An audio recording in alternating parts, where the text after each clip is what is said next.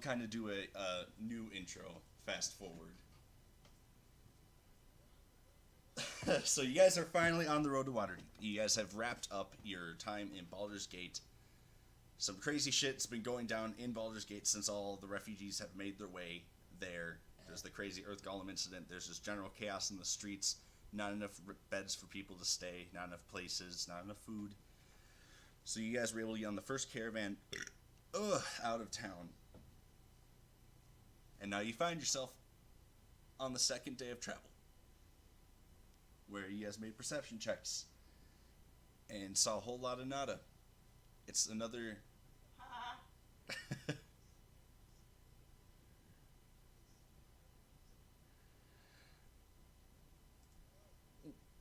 Well, so that is actually a really big discussion point of this chapter.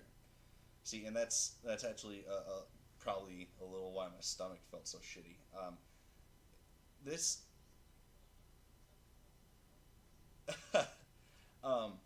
See, I mean, that is a lot of. It's essentially, you know how things work in Tomb of Annihilation. It's almost like the exact replica of that. So there are like random events, planned events along the road that we can easily, instead of doing every day, just go through the motions of, which is one way people have talked about running this chapter. Another way people talked about running this chapter is doing it like this. Um, so I wasn't sure which way was going to be best for our group. I just kind of picked one. If we find that this gets really tedious, then we can say, fuck the hex, travel, and we can just move. Um, what do you guys think?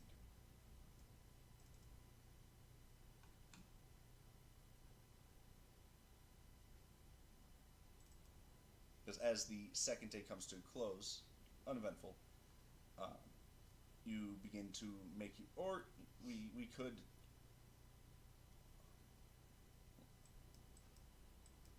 Just believe me, I've had my doubts about this as well, but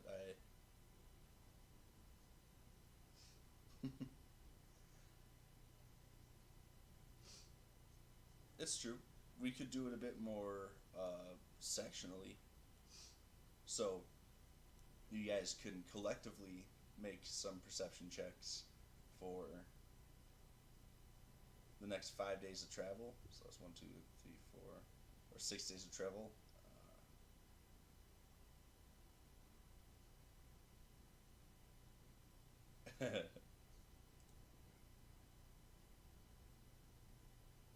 All right. Well, let me put on my theme music again, and we will get things going. Immersion tracks.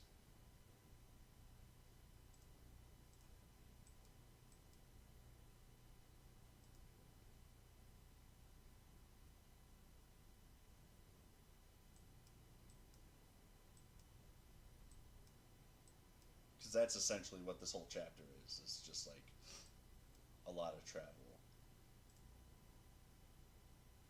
Otherwise,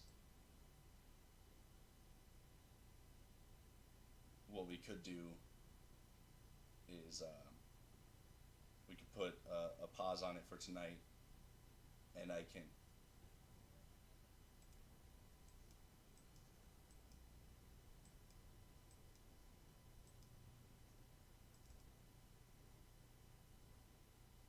All right.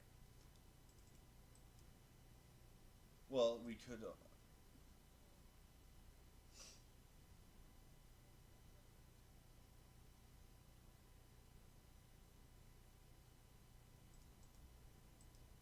So you guys are passing through the fields of the dead and have made several successful perception checks. On those perception checks, you have seen over the horizon. Um, there's a couple of hill giants, not 400 yards to the north. Easily, well, they haven't seen you yet, so you do have the element of surprise. It seems as though they themselves are um, stopped dealing with something else on their own.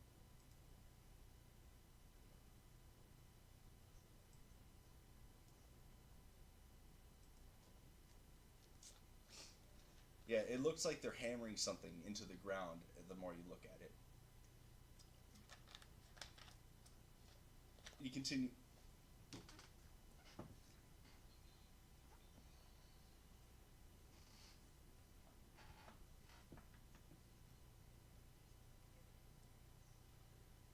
You guys are coming closer.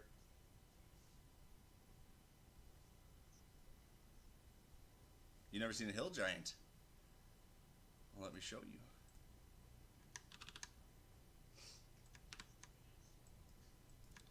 They aren't the prettiest.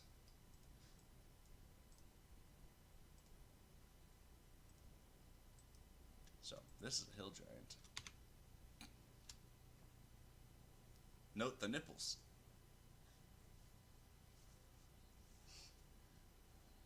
So that yeah, so your caravan has come to a complete stop now, with the front rain masters kind of looking back to you guys as the head guard. Like, do we progress? So they're not actually this close on the map, more or less, just for perspective of what you're up against. But the longer you wait, their gaze shifts to you as they begin to enclose. And they pick up their pace. And what is interesting is they're very large pot-bellied creatures. You'd think they'd run really slow. But as they see you, you hear off in the distance, crush, as they come moving at like 80 feet per 6 seconds, I'd say.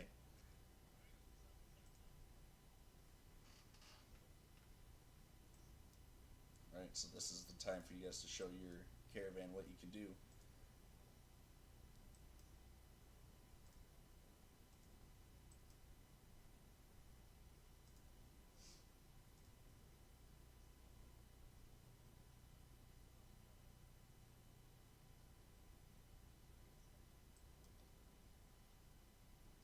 You ran away from 3 ropers.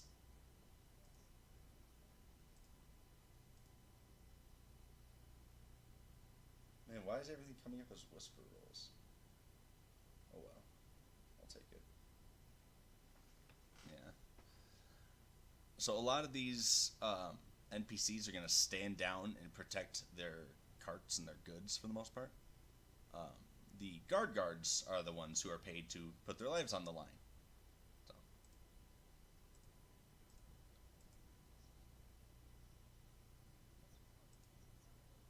you're not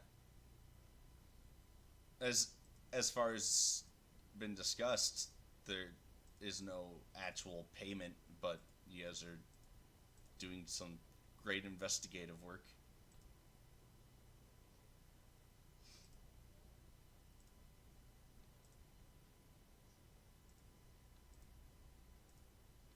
You guys are just trying to keep this caravan going to see where the goods are off to.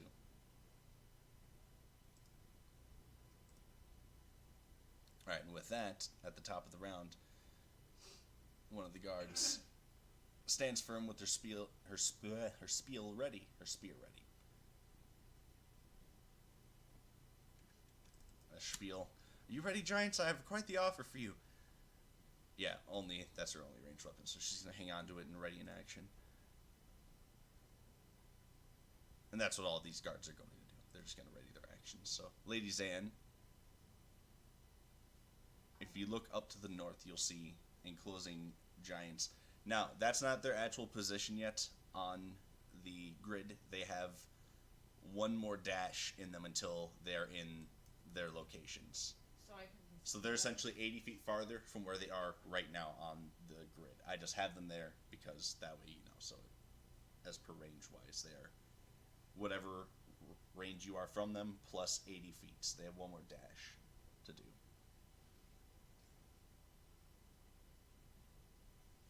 So they're like really far. They're pretty far. They're they're over 200 feet away. I'll just ready. Enclosing fast, though. I'll ready an arrow to shoot once they are in range. Yes.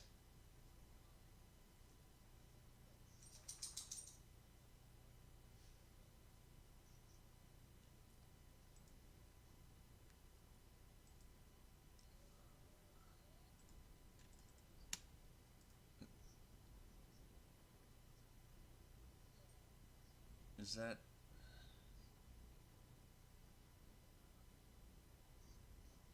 Was that an invocation that you had? Yeah, perhaps that was an invocation you had.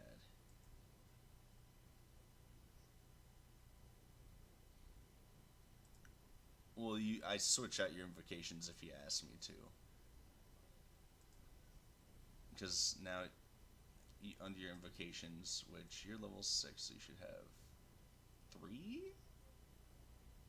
Well, that's right. You're level 5 warlock, but level 1 alchemist. So you didn't get your extra invocation yet, but you were able to change your invocations at your last level. So it seems like you did. You took Repelling Blast and Book of Ancient Secrets. Yes. So if you get rid of Book of Ancient Secrets, then you get rid of those spells that are marked in your the floating disc and identify. So right now you have you have Repelling Blast, which when you hit a creature it pushes them 10 feet away, and then you have the Book of Ancient Secrets.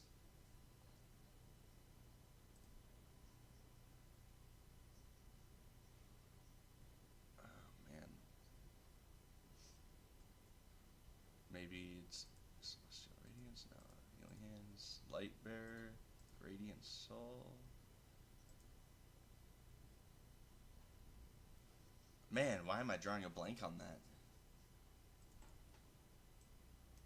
Yeah, I'm totally drawing a blank on that. I know Bro can, because he's an Eladrin. But yeah, and you took 1 level in Alchemist. So maybe it's under your Alchemist notes. Yeah, maybe. It's okay. Nah, this one's off the rails from the get-go. It's okay.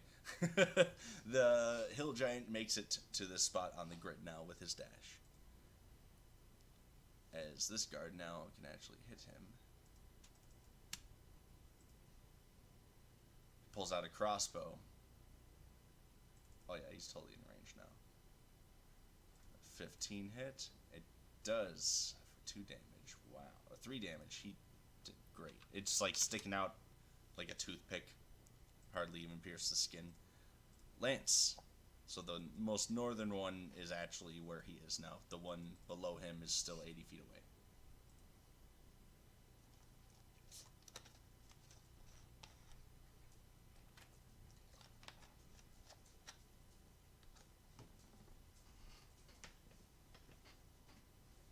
How far can you get? Yeah, there's a little gap between the caravans.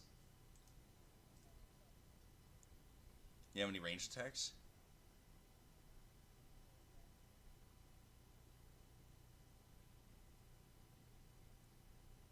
18 hits.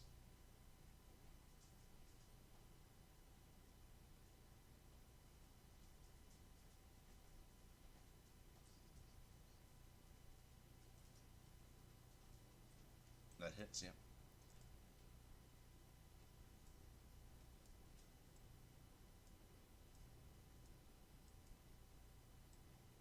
Alright, there you go.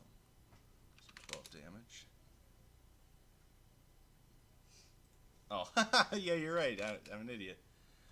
Oh, shit. And now the other hill giant has dashed and made his way to his current position. So now...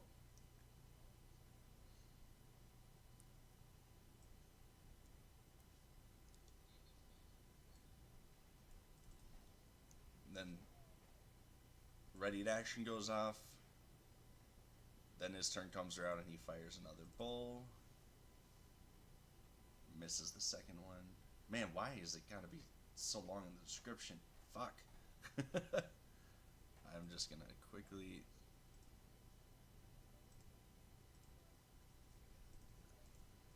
Here, I think I fixed it. There we go. But regardless, you can't fix that aim. So that was 7 from the first one. Same with this guard, he gets 2 because he has a ready to action. Now his turn comes around. Is that how that works? He had a ready to action last round, and then, or does it burn out? Okay, then.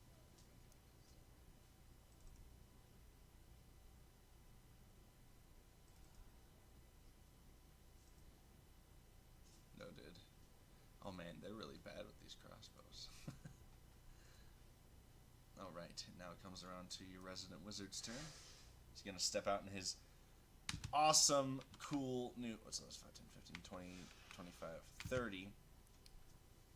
He went back to Serena Sorceress Sundries and bought some white scale mail. So he's got some cold resistant now. White dragon scale mail.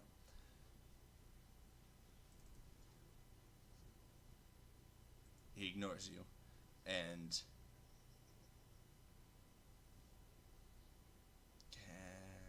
he does that at the beginning of every morning. Is there anyone who wants to get enlarged? Nope, he's gonna. No way, he's not gonna do that either. Cause he got the. Hey, he's gonna dash. He's gonna dash. Another 5, 10, 15, 20, 25, 30. So he's falling behind Lance, with Minerva on his shoulder. He's not hurt. Oh, he is hurt. Shouldn't be. It's a new day.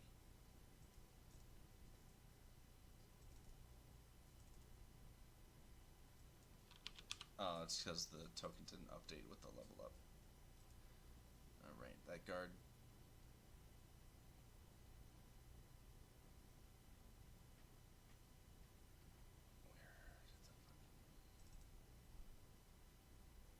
Oh, there's multi-attack. Oh, for melee. Okay. Man, these guys are shit at their crossbows. Corwin.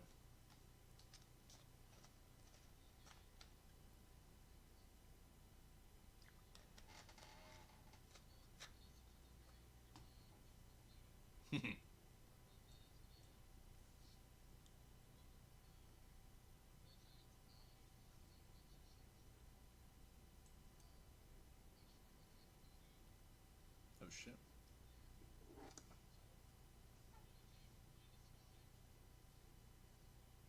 Sounds good.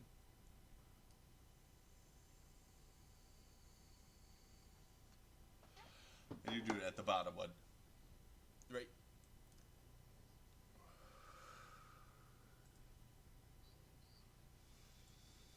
Just missed. Just missed.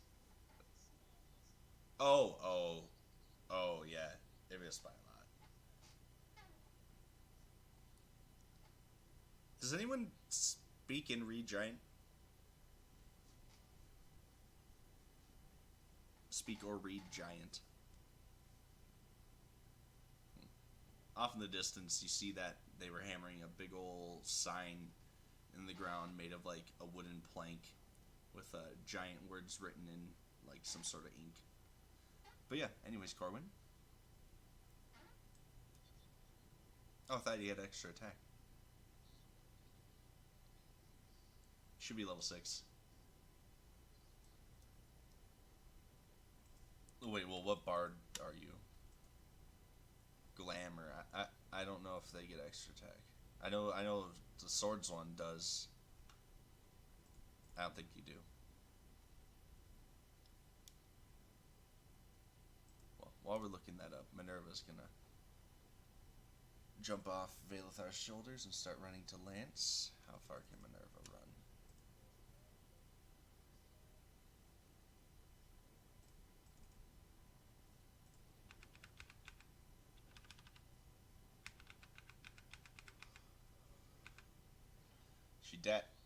Alright, then Minerva dashes and jumps on your shoulder, Lance.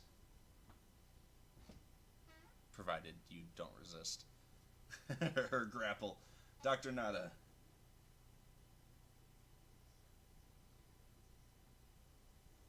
Yes. But that's their actual position now.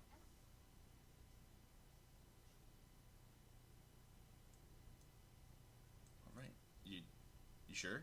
You don't want to move or anything? Alright. Oh, that's right. This is the end of the round. I'm a fool. Alright, so this guard stands with his spear at the ready as well. Looks to be Chulton.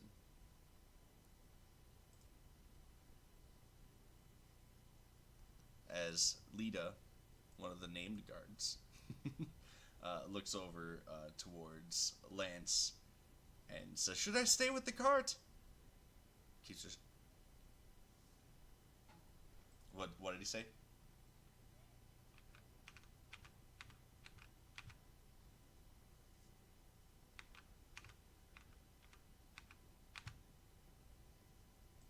Alright. Yeah, and with that, this guard's yelling, "You fool, stay back!" He lets out another one of his pathetic light crossbows. Wow, he hits! Alright. This bad boy actually takes some damage. Good.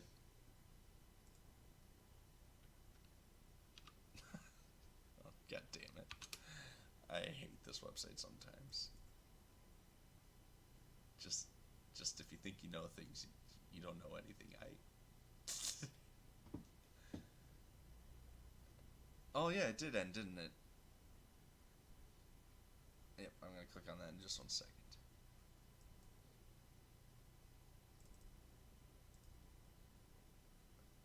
Yeah, we need battle music if we're gonna be fighting giants.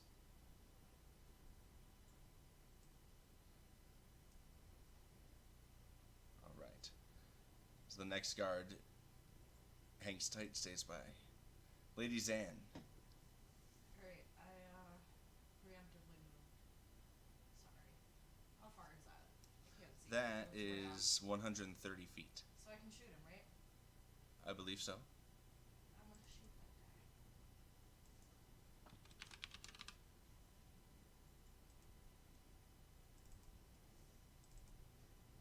Oh fuck, I I'm can't just shoot gonna that guy. check something here. Ignore this roll. There we go. Okay, everything's fine now. Hold on. You okay? Yeah, I just remembered I don't have a bow. Oh yeah, you thought you had a bow. Maybe Nope. I can't do anything. You have Guiding Bolt, which has 120 feet. Yeah, I'm not quite close enough. Did you move? Did you use all your movement? Yeah, I moved 30 feet. Oh damn. Um, Do you have any buffs or anything you can? Oh, and make sure you have your maximum spell slots. yeah. Well, you can dash then on your turn, so you're ready for next turn. I guess, yeah. I'll just move.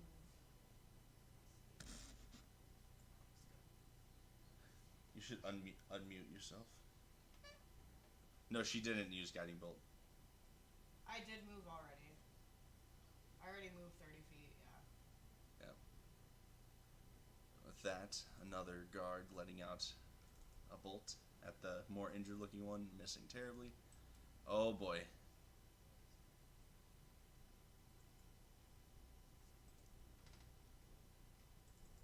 Oh shit.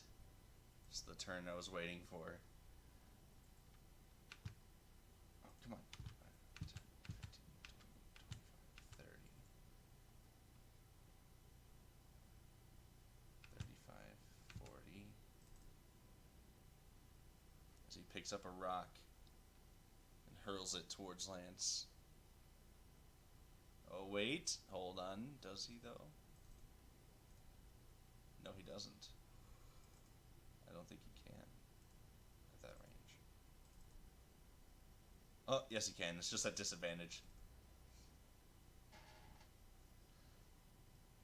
Alright, so this one rolls off, and it's like, it looks like it's about to roll by and like run into the caravan itself, but manages to just hurdle in between everyone. It's like when you go bowling and you bowl right into the gutter. Alright. Here's another bolt. One hits.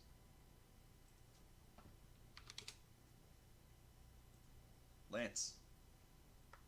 It's almost wrecking time.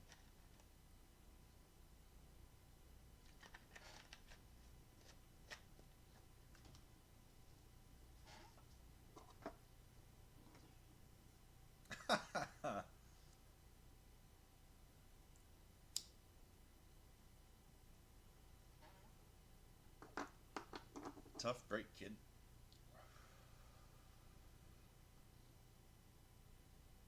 All right.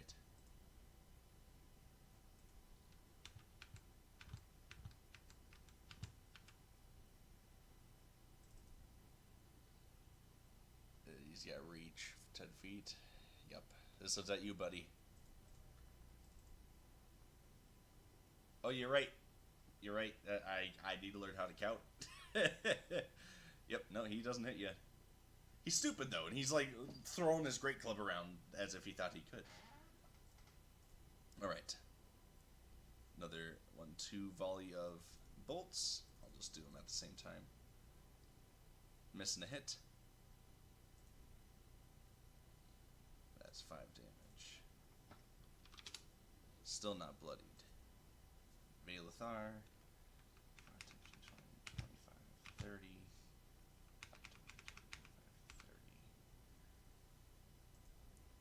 Argard.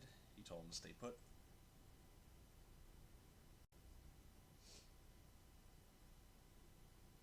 Yep.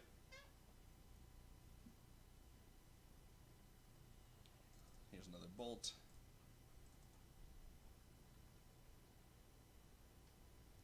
At least these guards with the crossbows have been at least consistently shooting. Corwin. I'm over this battle music. It's time for something different.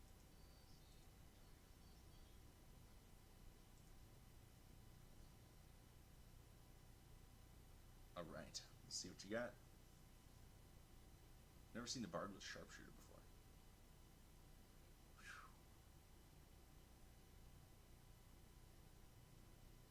Rough.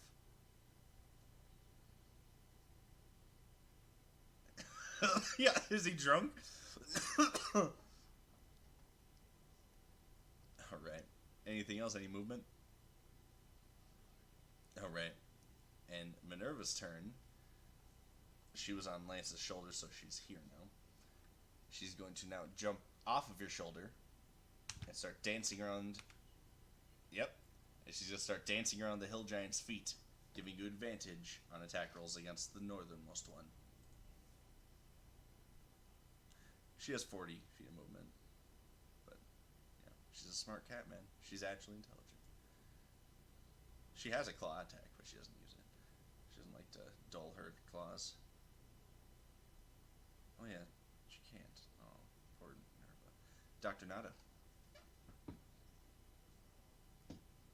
How far did you move?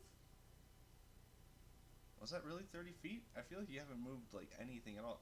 Each square is 5 feet.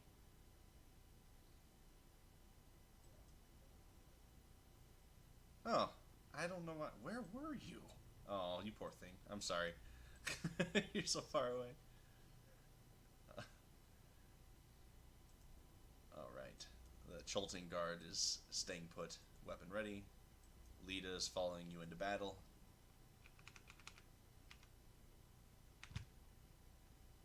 Oh, Lita. You hardly knew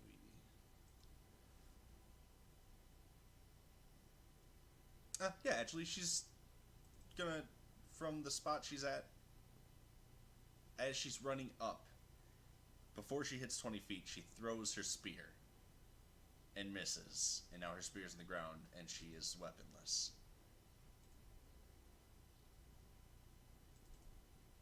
Right, guard Folly.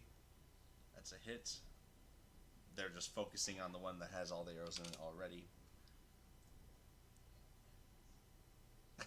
Lady Zan.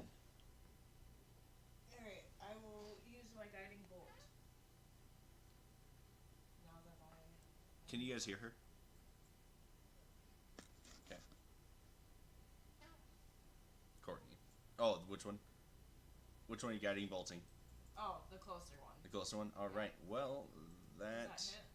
does not hit unless you have. Wait, hold on. Wait a second. That hits. Thank God. I was just being an idiot. We're gonna do it at a second level. Oh shit. Get that extra damage. Holy zap. Oh, bummer. One. Hey, it's A one more. fucking one. It's one more than you would have gotten. Doesn't matter. I wasted a second spell slot. Waste or utilized? Waste. That's waste. For 1 damage. It's Oh, waste. right, guard. Oh, wow, I forgot to press the fucking stream button. I am the worst. Sorry, we were down there. Forgot to press the stream button. All right. Another folly.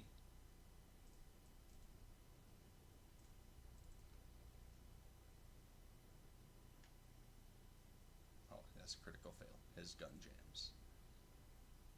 All right. This hill giant steps 5 feet forward into the space of other hill giant. Actually, no, he doesn't. He doesn't have to. He doesn't have to. But Lance, one of these is at. You know what? No. I don't know if he's wise enough or smart enough to. Yeah, these are both at you. 15 and 13. Nice, good, lucky. All right, Lance. Oh shit, he's not on the turn. He's on the turn order now.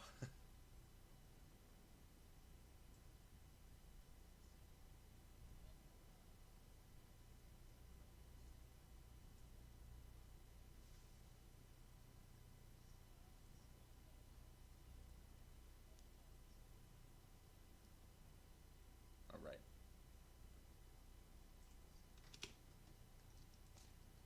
You already have advantage.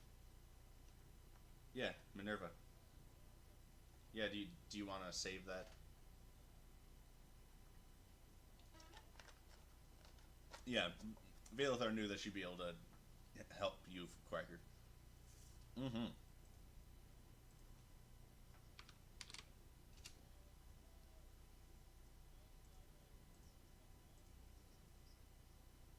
Oh. Yes. Still misses. Rough. That would have been cool. Oh shit, here we go.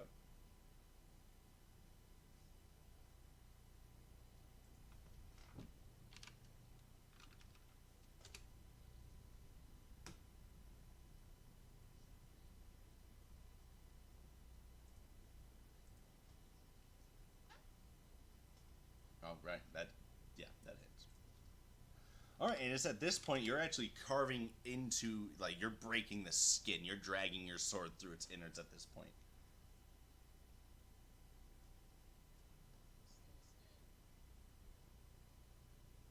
Another fainting attack?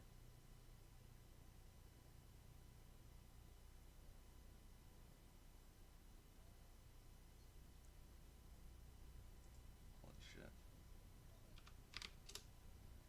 Alright. He is... It's like carving ham off of a roast. Carving ham off of a roast. Nice, yeah. That's exactly what you do. Jesus, maybe I'm just tired. You're carving through it like a turkey on Thanksgiving Day. There, how's that sound? As the one next to it sees you killing its brother, it's like, oh!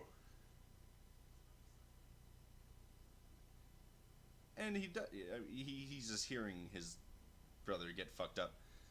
He smashes at Lita. Ooh. See you, Lita. So, before Lita dies...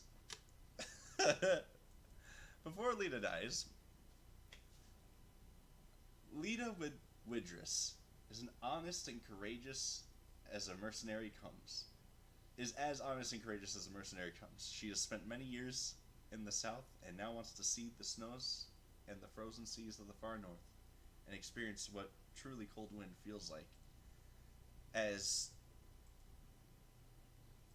she gets crushed into the ground as the crunch of her bones echoes throughout the plains. That is, let's see, she has 11 max HP. That is more than. As he smashes once, and you hear the cracks of like her neck breaking and the crackling of all her bones like coming together and like stabbing out through her flesh as he lifts pieces of her fall off of the great club and crushes again, beating her into a paste. Oh. Oh god. The guards ready their bolts and keep firing, looking terrified. Ooh, 9 damage is actually detrimental to this one over here. Another bolt. They're like, bring them down before they reach the caravan. Also hits. This one is almost dead, the one to the north, as 2 more bolts go shink, shink, right into the lower parts of his jugular and his neck. Valethar gets 5, 10, 15, 20, 25, 30. And let's see, how far away from you can I be to cast this spell?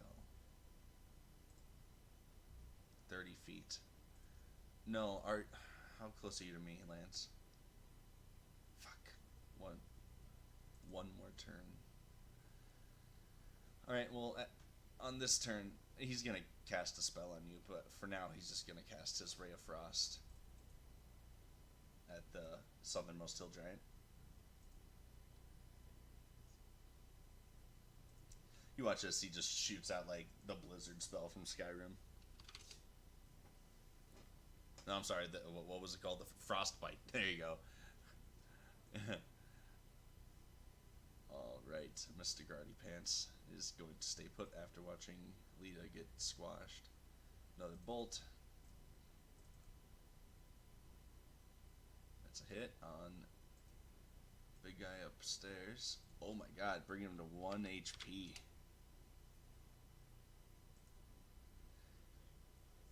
Yep. And the mage that didn't roll initiative now rolls initiative, takes a look over at what's happening, and maintaining the very pose in his token, kind of scoffs and casts mage armor on himself.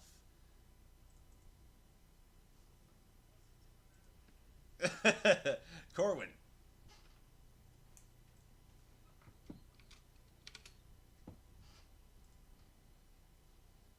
Jesus. Alright.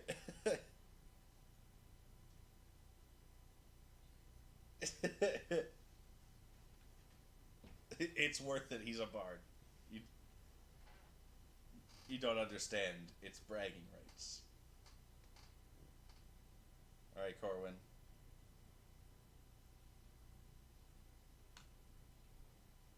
It hits.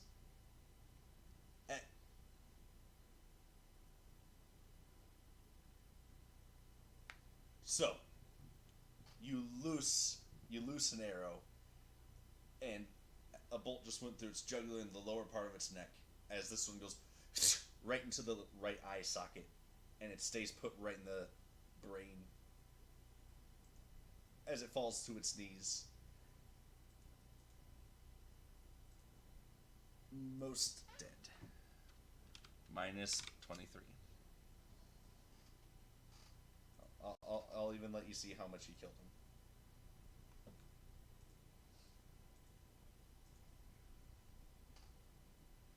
him. Negative health points. Alright, Minerva is going to now jump.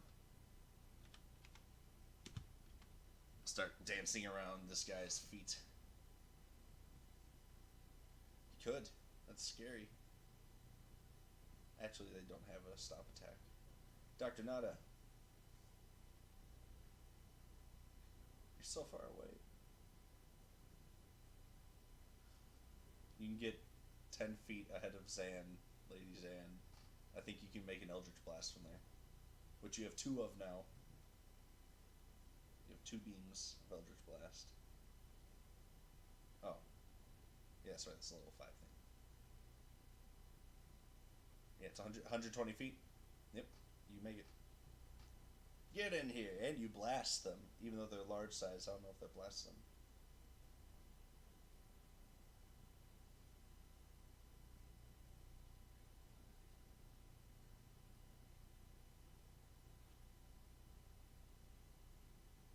Oh.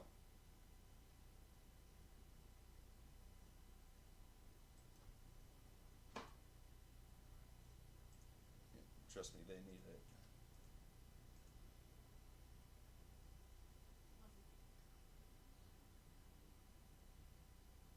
First one's a miss, but you can fire a second bolt, which is a hit.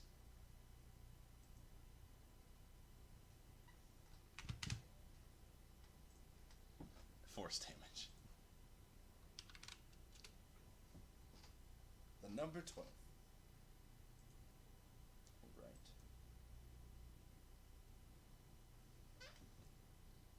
I don't even know why I rolled initiative. Lita's dead. Oh yes, I get to do this now.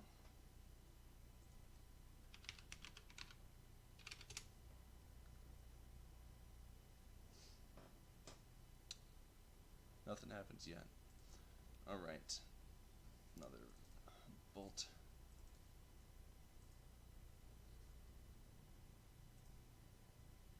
Ladies in. Alright, I'm gonna guiding bolt the one that's alive still.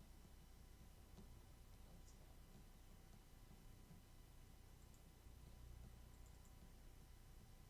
And it does Damn. nothing. That's rough. And I'm just gonna hang out here next to the caravan. Or it's safe.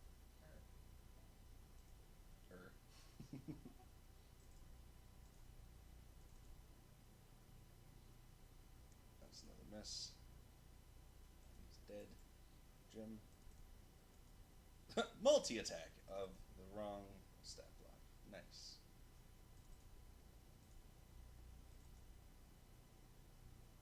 Hey, there we go. That's a hit.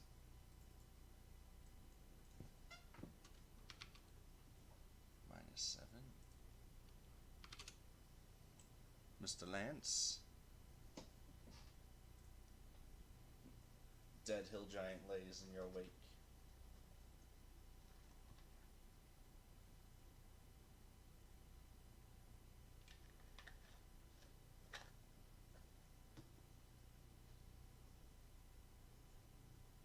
That's a hit. Yes. How's she right there? Oh yeah, because he got blasted away. That's right.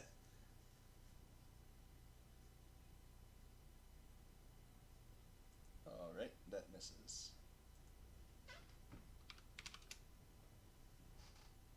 Alright. The hill giant follows up by swinging at you twice.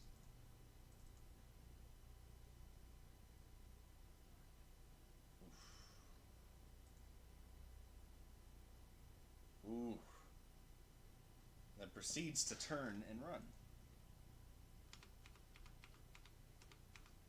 Turns and runs, giving you an opportunity attack. If you're not dead.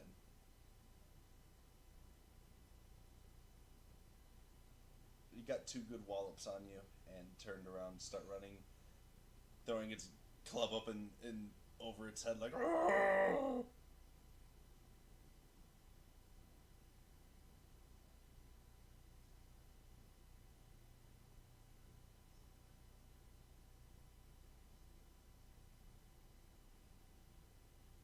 Alright, well that hits. Nice, do 14 damage. Do you have Great Weapon Master? Huh. Nah, that's good. Yep. I was asking for Master. Womp womp. Alright. And that ends the Hill Giant's turn. While still in range, 2 bolts go out. Pew, pew. 1 hits. Keep firing, assholes! How many assholes are on the ship anyhow? 30. Awesome. Velithar chases him down with another cone of cold. I mean, he wishes. He wishes. I miss my macros. I miss macros too. Oh, and it hits.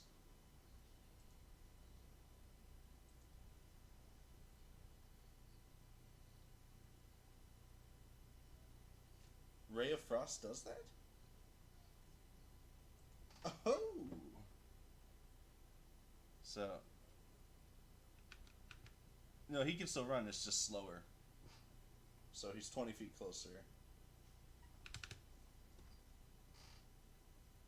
And he got whaled with ice and snow cold damage. Yeah. Hell yeah. There we go. Yep.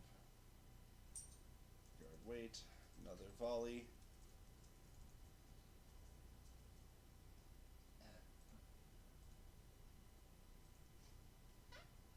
Come on, computer, don't be freezing on me.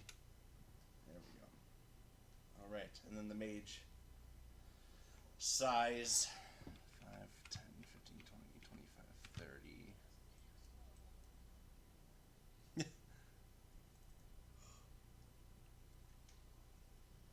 Let's see, that's 30 feet. That's 60 feet.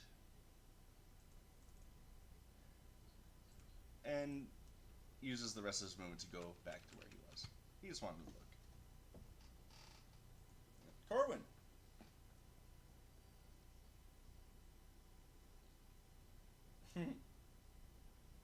Grass! Yeah. That misses. So close. Almost got both of them. Alright, now it's Minerva's turn. She's going to instead hop back on Valethar's shoulder and end her turn. Dr. Nada. Oh, Dr. Nada, get the kill and blow, buddy.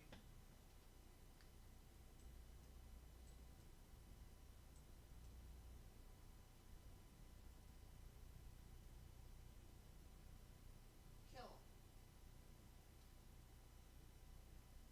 Kill. Kill. Kill. Kill. Kill. Die! Blast his face.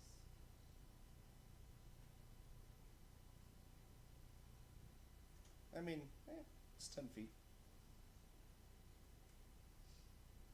That will take him like 3 rounds.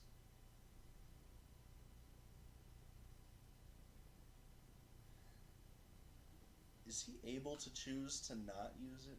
No, it has to. Yep. Yeah, no, you could either hit it, blast it away, and hopefully kill it, or not. But regardless, it would might. Yeah, I'm saying too much now.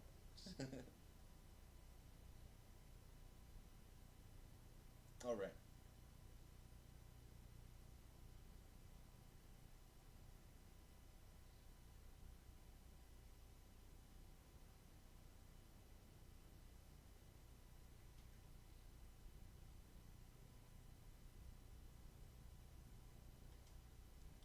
I believe Far Step is a spell.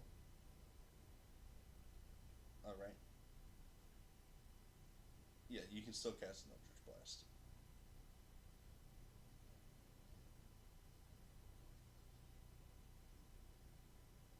And Far Step is a bonus, right? Alright, cool. Yep, you can still blast then.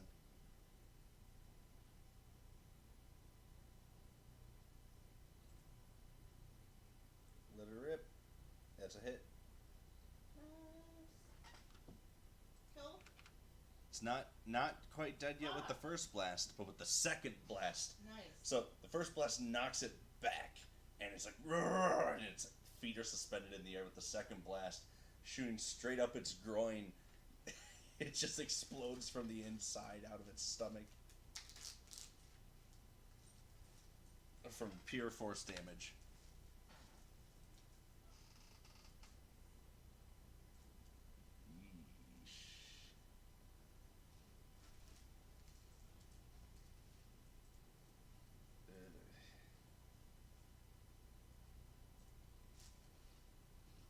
Yeah, that was. So, yeah, you take a moment to look over Lita as, for just one moment, a sort of green essence you watch suspends above Lita's body. And then just as quickly as you watch it, come up out of her body, you watch as this negative energy just kind of corrodes the energy in front of you into this brown, black, crackling nothingness.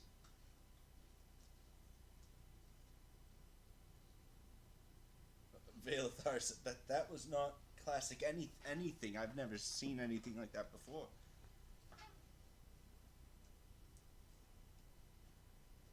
No, that's not normal. How many dead bodies have you seen? Have you ever seen that? Lita was not a spellcaster.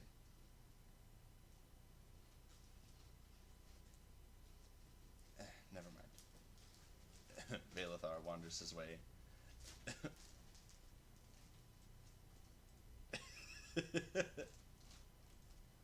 So you guys carry on.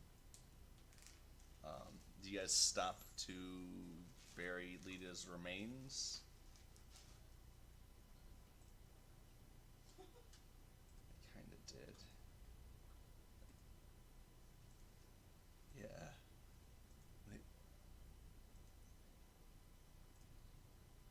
So what's nice is on these carts, as long as you go in the cart, you're able to take your short rest. So the next few days, well, is there anything else you guys are going to be?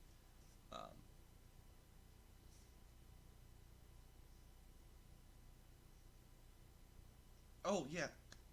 So none of you guys speak giant, but eventually, after curiosity throughout the caravan, somebody knows how to speak giant, and it just so happens to be the snooty drow mage, who walks up and casts comprehend languages.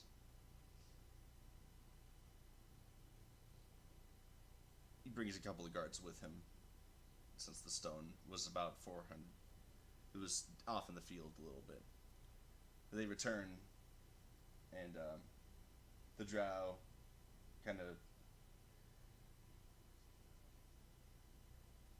as he reports to Lance, being that you're actually the highest decorated person here of the actual Flaming Fist mercenaries. It says serve. Serve.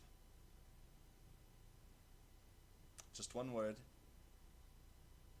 I hope you're happy now that I've wasted my spell slot. And he turns around and walks away. I'm not, he says as he waves his hand in the air. They're valuable more than you know. And he just makes his way towards the front of the caravan. Just don't worry about it. It's merely an arbitration. The weave is a very complicated thing, Lance. I don't expect you to understand. Oh, Lance, how long have you been in the military? Too long. So, you guys take a moment to mourn the loss of Lita and collect any bolts they can from the hill giant's remains. Sadly, the hill giants didn't really have anything of value unless you consider the giant clubs valuable. Nope. Gross. Yeah, I don't know if anyone here wants to eat giant. That sounds pretty fucking gross. Yeah. So let's see here.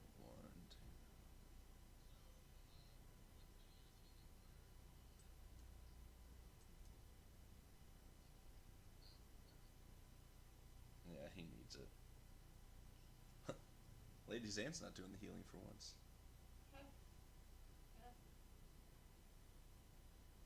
But yes, you can also get a short rest in here. Well, actually, you're going to get a long rest in, so you can get all your spell slots back anyway, because we're going to steamroll a little bit of this, because with the way the actual book has it laid out, I don't like it that much. I tried executing it for 5 minutes. I didn't like it that much, so we're gonna move you guys forward a few days. As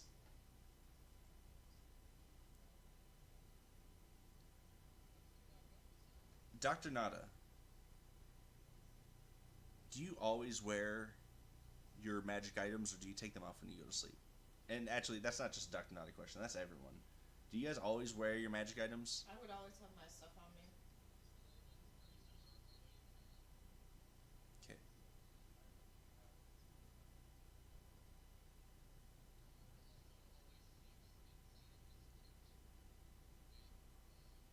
Um. Yes. So also that leads me to ask this following question. So your sleeping arrangements every night. If you guys are sleeping, um, only two people can comfortably sleep in one of these carts at a time. So sometimes people will be sleeping, the other will go out and sit on the front and just ride with the horses, or you can lay on someone else's open-ended cart, but that's only if they would allow. But for the most part, you guys just have the one cart. Seating, you guys can fit the whole party in there, but lying down, sleeping, like taking short rests, you can only do two at a time.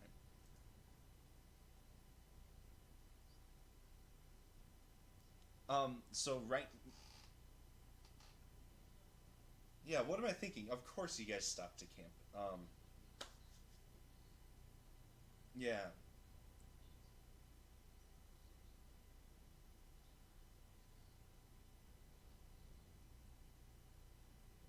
yeah.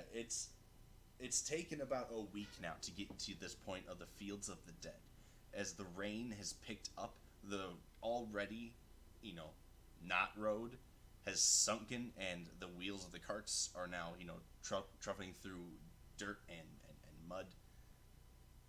The horses aren't liking it. You guys find an alcove, um, just over one of the rolling hills in the Fields of the Dead. It's mostly flat plains, but as everywhere, there's always an exception. I don't know if you've been through Nebraska or Iowa, but there are actually hills there every here and there. Yeah, that's true. Des Moines is. I lived over there. Yep, I lived on the only hill in Iowa. And no, I was a baby. I was a wee lad. I don't remember Iowa that much. But what was I getting at? Yeah, so you guys managed to find a place that has some natural coverage, so you back the carts up. Um, but what's becoming kind of a pattern is the segregation of your guys' carts. It seems like you're traveling in two different packs, but in the same caravan. And even when they make camp, the other more less sociable, tough guys tend to keep to themselves for the most part. You watch as one of the nobles um, is actually particularly horrible to his horses. Um, you notice he hasn't repaired the reins. Some of the spokes are actually sticking out and poking the horses every here and there, and he doesn't really seem to do anything about it. Um, Additionally to that, you guys, it's really a flat grassy plain and mud and rain right now. Yes.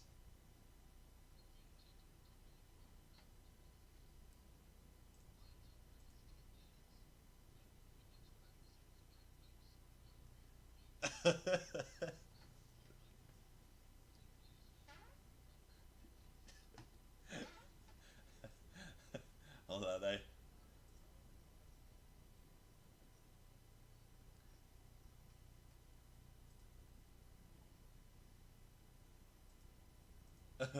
Oh man, is it? No, that was the wrong one.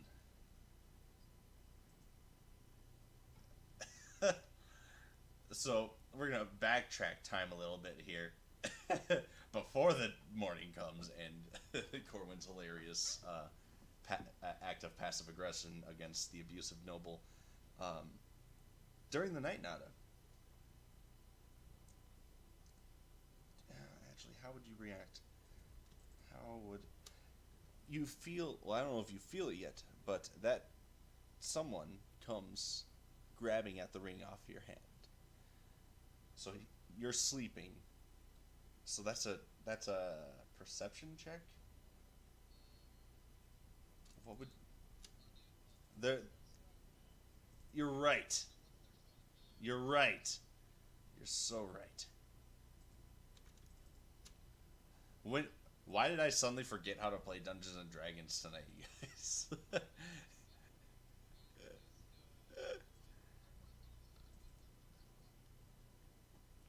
Oh, he's actually pretty sly. So he's trying his best to just wiggle this ring off your finger as you sleep. So go ahead and make a perception check now. It's just passive.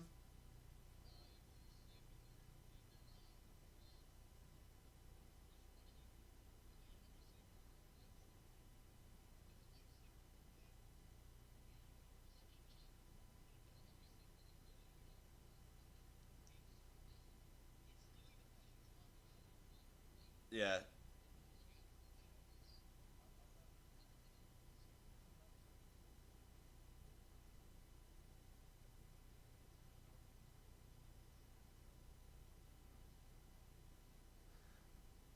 Oh, it's from.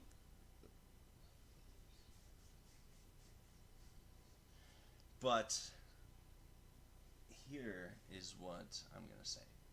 Go ahead and roll a perception check with disadvantage.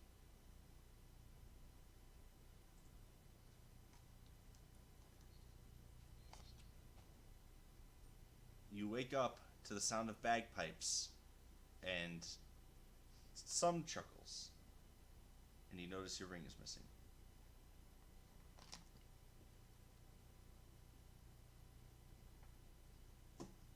Check your pockets, check your pack, gone.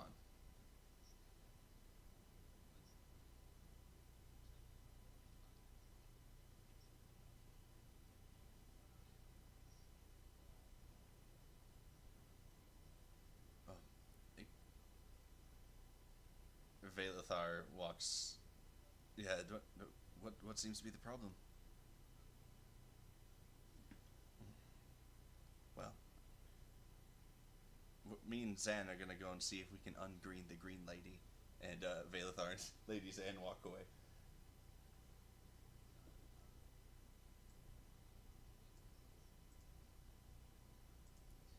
Go ahead and make another perception check, but this time you don't have to take disadvantage. You're just looking for the guy. As he stands right here. So you have a hard time distinguishing him from one of the dwarf guards. You first go up to the dwarf guard from our side of the caravan and insinuate like, "Hey," or I'm not going to talk for you, actually. What do you mean? Where's he?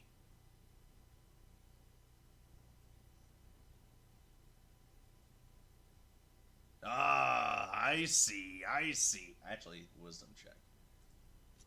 Let's see if he does see. you think you think all of us dwarves are cousins or something like the gnomes?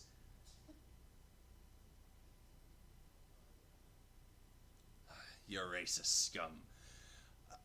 I just so happened to see him on the other side of the caravan talking to the mage. Boop.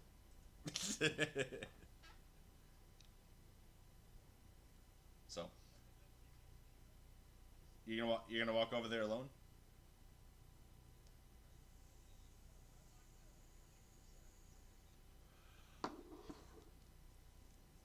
Lance.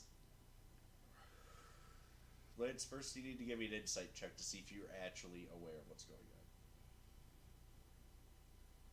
on. All right, yeah. So you are suspicious of what's happening here. So now, go ahead and give me that perception check. You're not really getting a good view, but you're just you can definitely see. You can definitely do that. You just don't see what he's moving towards. So as you guys do approach, the abusive noble, the mage, and the dwarven guard are all kind of you guys are packing up, getting ready to set the carts back up, get back on the road from the following night. I mean, the previous night. So, Dr. Nada, you approach.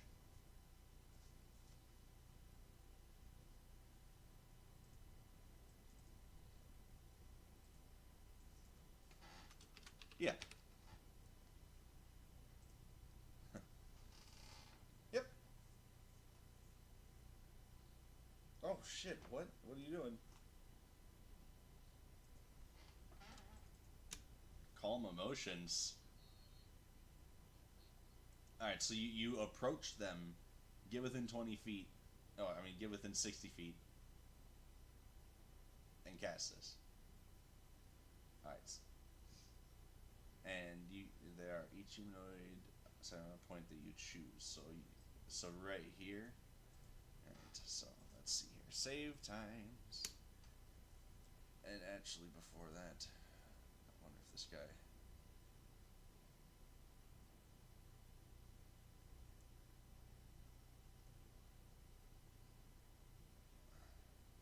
I have. I'm just checking the spells that this guy has here. Huh? No counter spell. Yeah. Um. So you cast Calm Emotions, and that triggers some Charisma saving throws. I just had to. I've never used this Drow Mage stat block before. Yeah, I mean, it's in his art.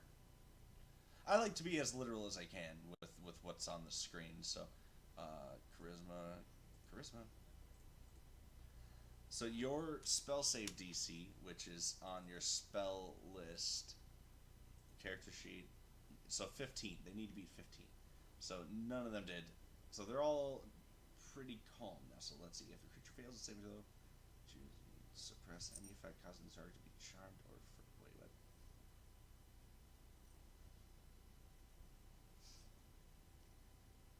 You make a target indifferent about creatures of your choice that it is hostile toward. Okay, so essentially.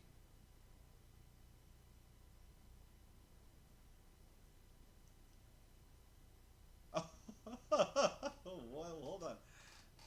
I'm going to reread this one more time. You attempt to suppress strong emotions in a group of people. Each humanoid in a 20-foot radius sphere, centered on a point you choose within range, must make a charisma saving throw. A creature can choose to fail this saving throw if it wishes. If a creature fails its saving throw, you choose one of the following two effects. 1. You can suppress any effect causing a target to be charmed or frightened, and when the spell ends, any suppressed effect resumes, provided that its duration has not expired in the meantime. Option 2. You can make a target indifferent about creatures of your choice that it is hostile towards. So it would have to be hostile towards something. So you. Which would be bad for your case. Oh, wait, no, good for your case. So, yes, never mind. So, but I don't know. He's technically hostile to everyone, so. Verbally hostile.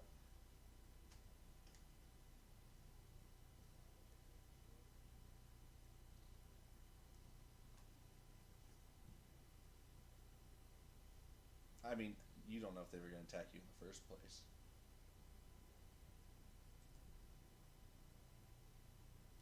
Alright, so you approach them. They appear to be looking at you with indifference. With the drow defaulted at indifference, regardless of the spell.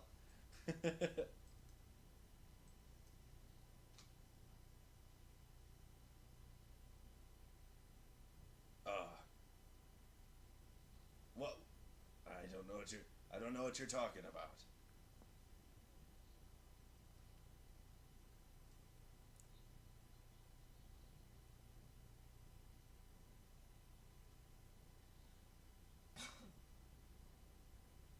Um, so now, who here? Wait, actually, I don't need to ask that question. Hold 1 moment. Perception is wisdom, right?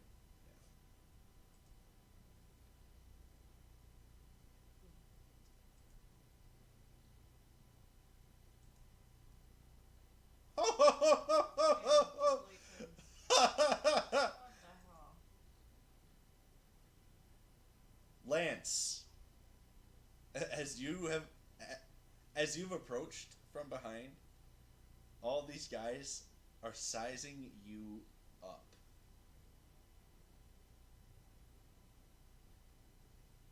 As now notice that Lance and Dr. Nada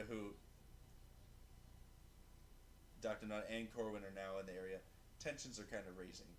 Um, the no, the noble says like, "Oh, we don't want any trouble here now, boys. What are you talking about? A ring?" And the dwarf is like, "I don't have any ring."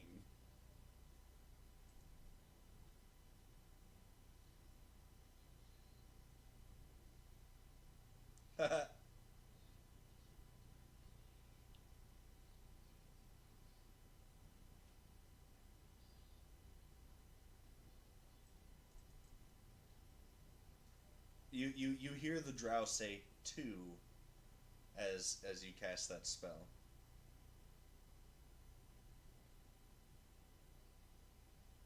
No, he just said two in a very condescending, disapproving tone as he crosses his arms.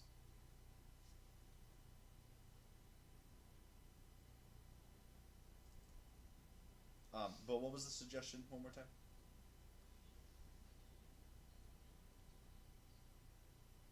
And is that wisdom save?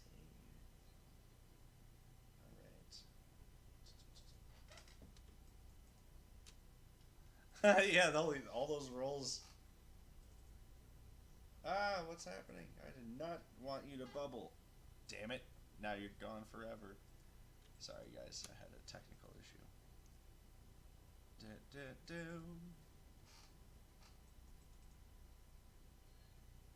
Totally. He reaches in his pocket and he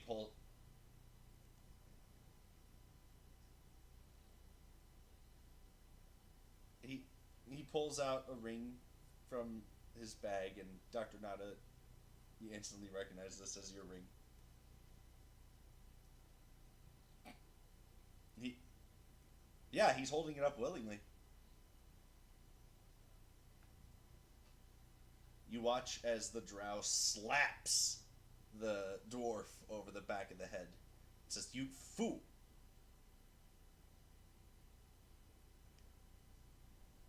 And he whispers in his ear, as if you already haven't heard enough. And it's kind of muffled, so if anyone wanted to hear, you'd have to perception.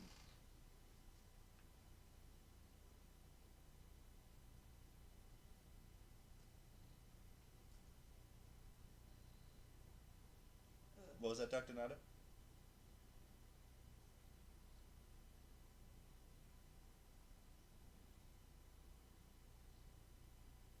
The dwarf, who's still under the spell of suggestion, just kind of nods with like dead eyes. How long does this last? Oh, okay. So you're just concentrating until.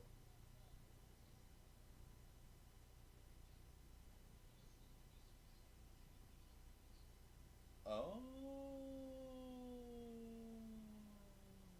Nice. Close enough, Sadly, no? no. Uh, he actually had only taken the ring. Damn it. All right, and he looks up.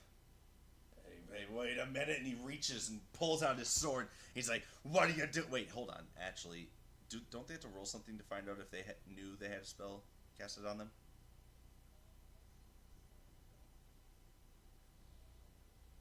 Ooh, that's actually a good layer. Calm emotions, concentration up to 1 minute. So it's been probably about a minute. So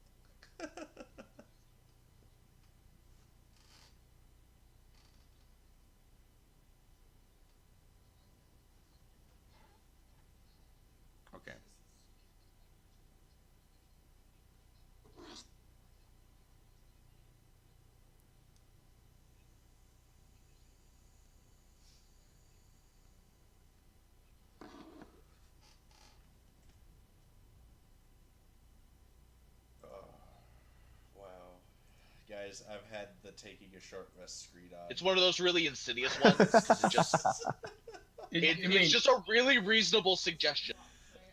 I failed. Very, very rapey spell. Oh my god.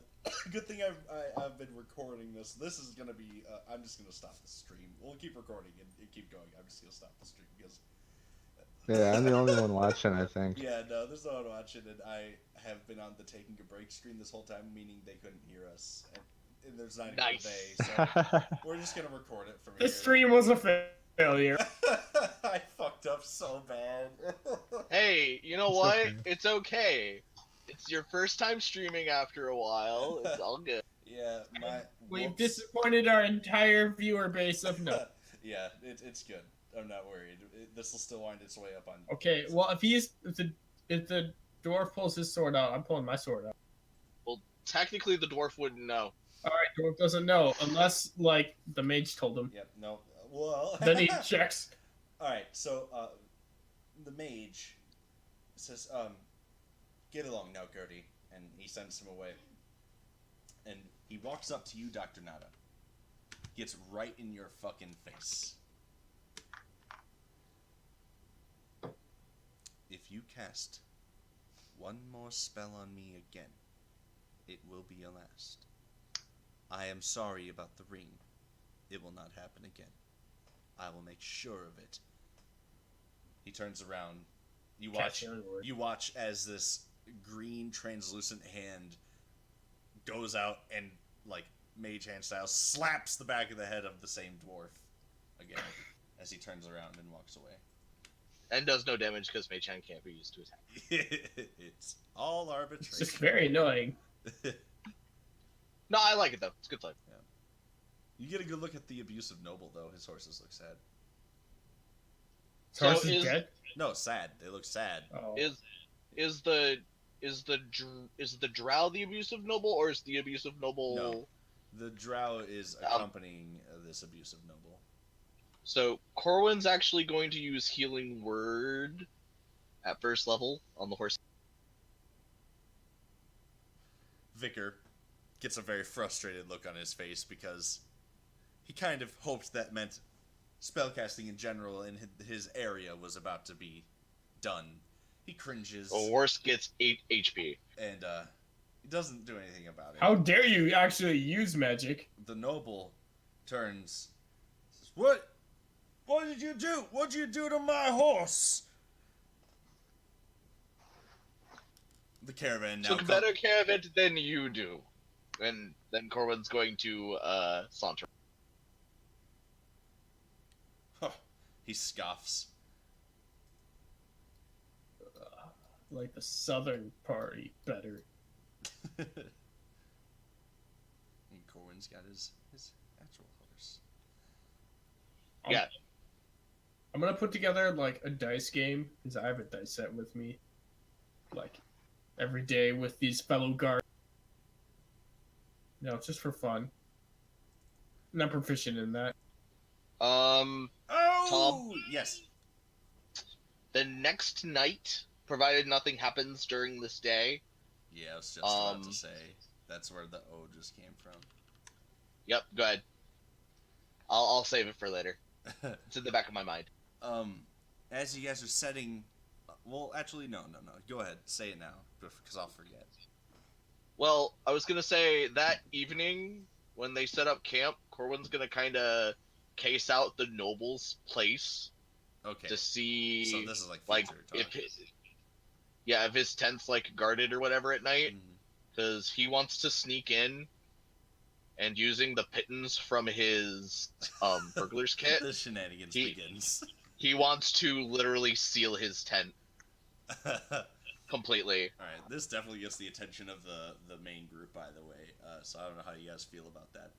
Wait, you're stealing his tent? No, he's No, I'm pinning it down. He's trapping him inside of his tent. But I'm fine with that. That hasn't happened yet. That's future. That's plans. later. That's later. What's happening now is you hear. Oh shit! Look to the sky.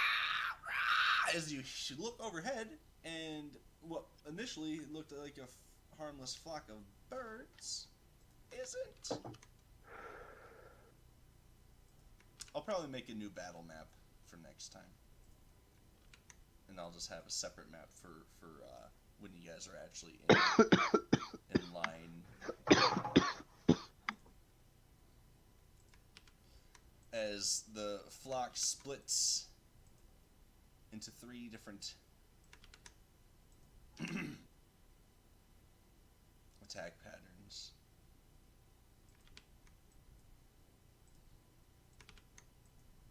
Four, I said 3. I meant 4. 3 and 4 are very similar. They're pretty similar. 4 and 3 is just similar.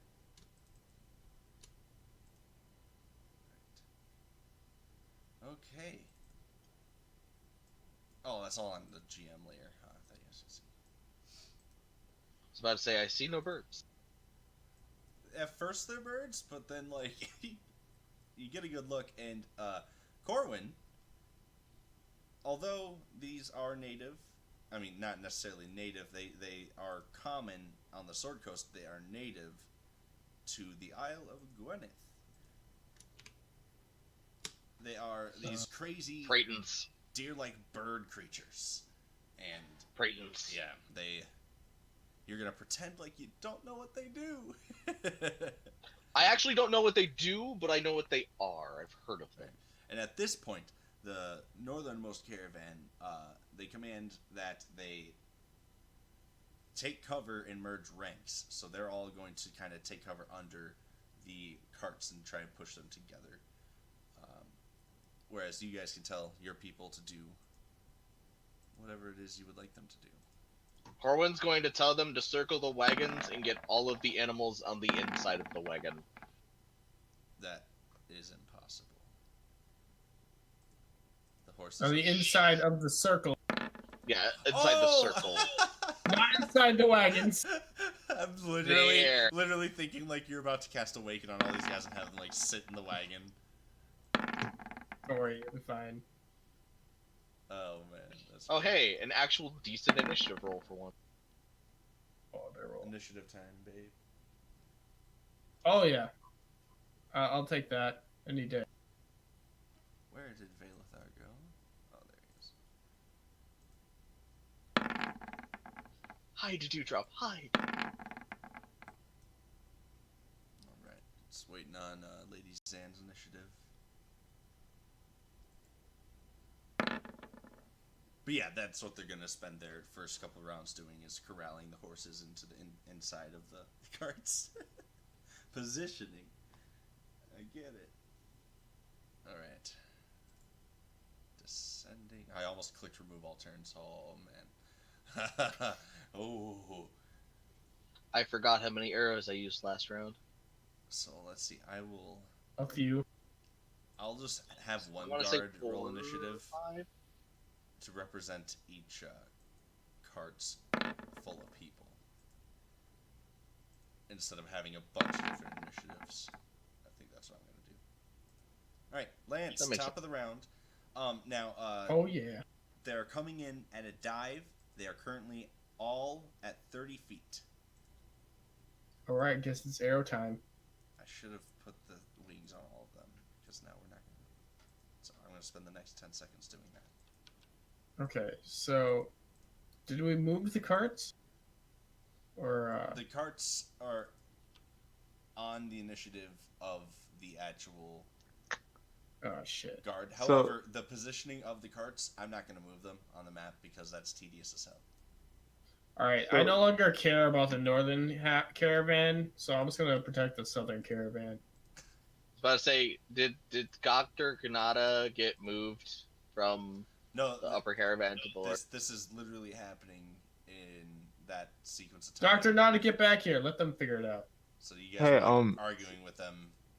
Is this thing 75 feet away then? Since So it's actually would have 30 feet probably up? been about here. No. That It's 45. It's 45 feet away, but 30 feet in the air. Okay. Currently, that doesn't affect you in any negative way. Don't think of triangles. It's just normal. Yeah, there are no. I was I was about to say, triangles. is Faerun Euclidean? No triangles here. Well, we have cones. Okay. That's as close as you get. You get cones. All right. Triangles. I Listen to this guy talking about triangles. No wonder he's a bard. All right, I am going to Oh, that was take. mean. Yeah, I'll take a shot at this guy. Way out in the right here. The Hell Giant's still there. Alright. Crit. Oh, shit. And I already Can I shot. also cast True Strike on one of them right now? Because it's at will. That's at will. Which one are you doing it at? As a reaction, yeah, you can do that. Highlight it for me. Or just point at it. Or draw on it. Anything. I'm gonna follow up with another attack. Alright, True Strike. There's a 15 hit. I'm gonna make it blue for you. Alright, so the first attack was against this one, and it hit. Yep. And it did a nice amount of damage. 5 plus 8, 8, 9, 10, 11, 12, 13 damage, and then 15 also hits. Another 3 damage. Another 3 damage. It takes the hit in the broadside of its like breast area, and it lets out a very ah! I don't know how the fuck these things sound, by the way, so you're just gonna get weird noises.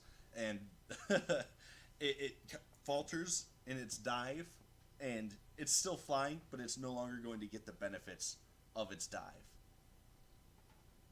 Oh right, they're gonna dive at it. Anything else? Cover. I'm gonna jump next to this cart. Hope it hits the cart. And then my dirt.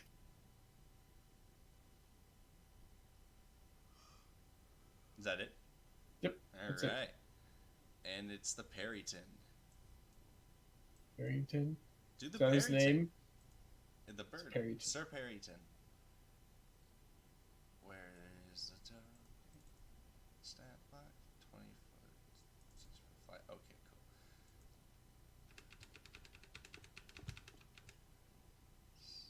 Alright, it's gonna stop there so it can get its optimal dive on its next turn. This badass will do the same thing. Yep, and then it'll have enough of the dive for the next turn. This one that's marked by you, Dr. Nada, is actually...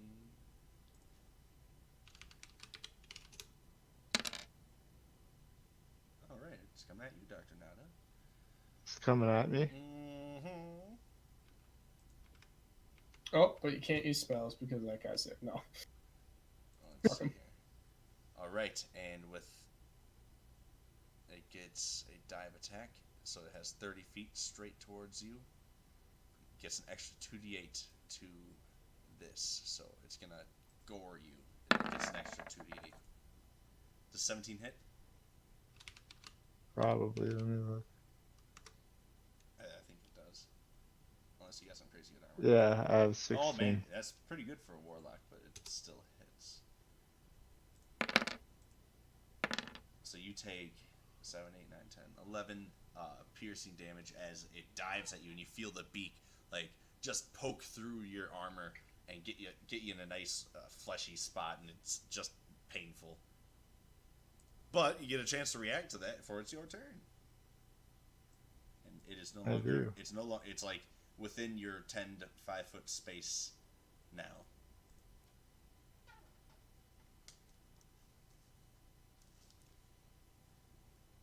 I'm looking at something. Do you have any melee? I don't think I've ever seen you melee. I have a whip. Oh yeah, that's right. Ghost ride the whip. Okay. Hex is a wonderful thing, and you can cast it at let's see, hold on. You're a 5th level warlock, so I believe you only have access to 2nd level spells, unless I'm wrong. And am I wrong? You would be correct. I am wrong. 5th gets access to 3rd. You can Oh, cast never mind. that I lied. for 8 hours a day. You are correct in your wrongness. Not wrong. I play warlock a lot, so I feel bad. Yeah, when all I'm full wrong. casters get 3rd level spells at 5th level. I'm gonna cast Hex on it as a bonus action. No, right, and we're gonna do hex as purple because I like purple. And do you still? Well, I guess you can just at will True Strike again, so we'll just keep that as advantage there. It's still a True Strike. It Yeah, lasts yeah. quite a while. So yeah, And I want to blast them. all right. and then go ahead and roll that hex damage. Does he get the hex damage for each blast? I believe it's only once per round. Okay. So that's 8. And I have advantage on it, obviously. Nope. I'm sorry. I lied. I just read the spell. It's whenever you hit with an attack. Nice! So far you're done 12 damage, and now you get to roll hex twice. How do I roll hex? I believe it's... Just roll 2d6. Yeah, you can roll 2d6, or I believe you have a little thing... What's the Yeah, it's on your command text. for 2d6? Oh, it's on my thing? Yeah, it's right under sleep and I hex. see it. There you go. Yeah. Your hex is... Did you choose Radiant? Yeah. Alright, cool. So yeah, you have an Archfey hex, so this is like a really mysterious, like, chromatic, weird color, and like weird vines and flowers like surround the creature that you hex, and like crazy fey bugs. And it gets pushed back. And he gets pushed back, so that was... And you Twice. roll one more hex. Yeah, he gets pushed back twice. Yeah, roll one more hex damage. There you go. Alright, well, you bloodied the creature as well. And he gets pushed back 10, 15, 20 feet. Anything else on your turn? Yeah, that was dope. So, like, dive bombs and you. I choose his dive spell. Because I get to... Hex has that weird thing. Choose one ability. The target has disadvantage on ability checks made with this chosen ability. So now if it dives again, it has disadvantage. Gotcha. It has disadvantage on its dive, yeah. Perfect. Well, it has disadvantage on ability checks, so like strength, dexterity, wisdom, intelligence, charisma, or constitution.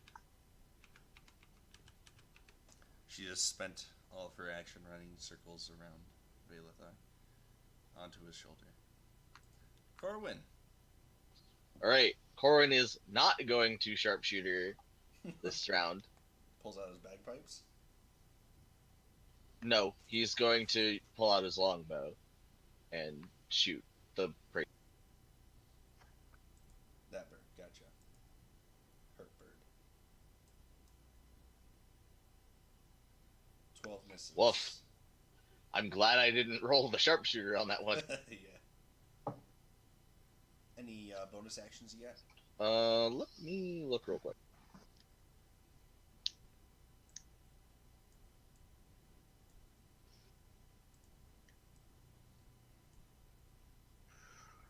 Yeah, no, I think that's it as far as bonus actions. Alright. I've got healing word, and I think that's about it. Any movement? Yeah, he is gonna move 30 feet south. Right, this Velithar is gonna step in a defensive position here. 5, 10, 15, 20, 25, 30. So he's gonna move there. So that's Let's see here. Does he have anything useful yet? No. He's gonna cast magic weapon on his blade. That's what he's gonna do, because that's fucking useful. That's his bonus action. And then it's a bonus action, so he's gonna Ray of Frost this other bird here. There we go. I went to the south. This bird. Yeah, and it hits. Get cold, bird. The bird's cold. Get cold, and it immediately moves at half its speed. Yep, so it loses its dive. Nice. Alright, but the other one doesn't. So it's gonna 5, 10, 15, 20, 25, 30. Oh god, it gets its dive on Velithar. Alright, so this is with 2d8. I'm gonna cast True Strike on that bird again.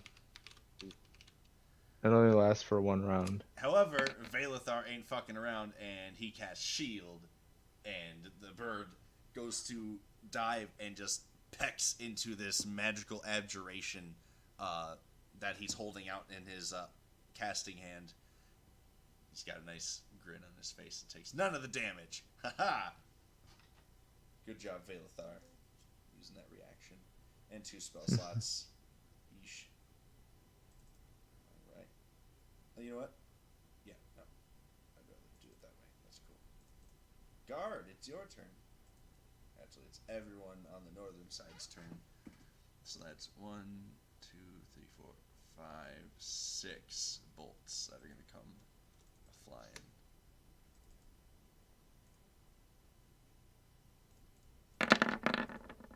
I think this just works easier. Okay, so they're all aiming at first. That's a miss.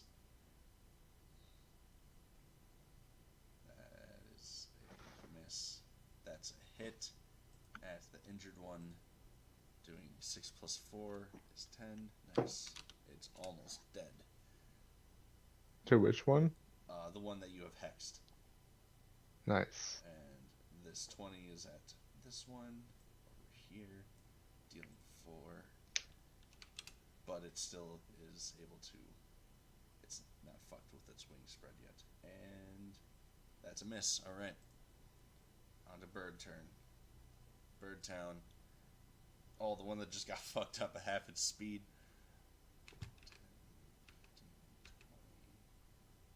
20, 25, 30. But no dive because he's slowed.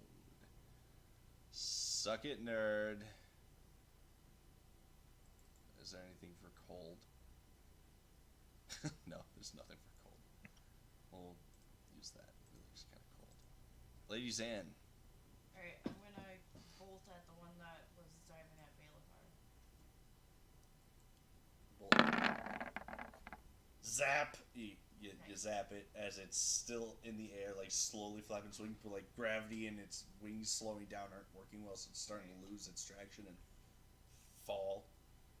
As you zap this fucker with radiant energy into another plane of existence, it's just a poof of feathers in the air and antlers fall to the ground.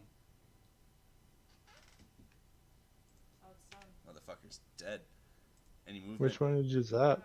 Down to the south, we have a couple down here. Oh, nice. Killed that bitch. Yeah. Now it's Bird turn. Unless you have any movement. Nope. Alright. Oops. 5, 10, 15, 20, 25, 30. 5, 10, 15, 20, 25. Alright, this one's diving at you as well. Yeah, I didn't mean to put it there. So it'll be right here. And the dive. If As a reaction, Oh, I'm I'm gonna playing it wrong. true strike him. it missed with the dive, but it also gets to do a talent attack because I didn't read its character sheet. And it still misses. And now you have advantage on this one. Can you split that?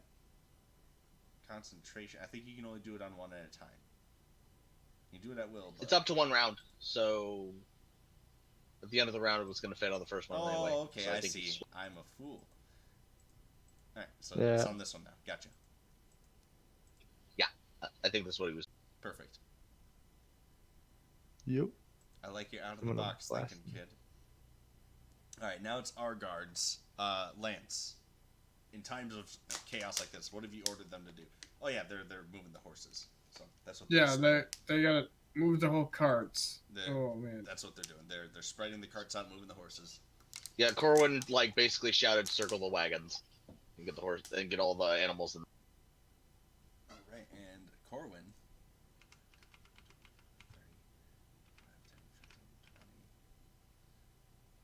30, it gets its dive on you. Oh, they're both gonna get their dive on me. I kind of knew that going in here. 15 hit? Yes. Alright, it gets you with the gore, and then it follows up with its talons. And then the talons miss, but here's the extra damage on 2d88. Yeah, that would have been great. Holy shit. Bye-bye. Thanks for coming. Woo! Damn. Hefty amount of damage. Sorry. 20. 22. Alright, and this other one, which is badly injured, that lost its dive, is just making its way towards you. 50, 55, 60 in your space. Oh, man. Am I gonna kill you today? I'm sorry if I kill you, man. Nah, it's cool. Alright. You just bloodied me on the first one. Alright, it's gonna attempt to do its round of attacks. Those will both hit. Fuck, man.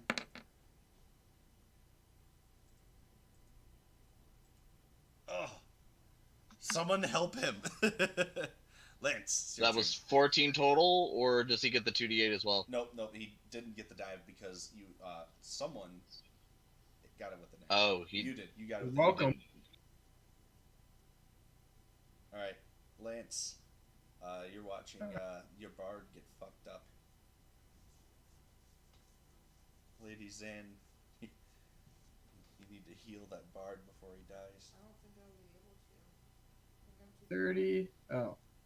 Oh, did you remember to go through your temp? Oh, I didn't get temp HP. I was You not got temp. around. Yeah, You did it earlier. no, he was over at the. Oh, that's right. I Well, was at the gate already. It's all well, good. you get temp HP now. Hang on. Huzzah! It's superiority plus charisma. That's going to be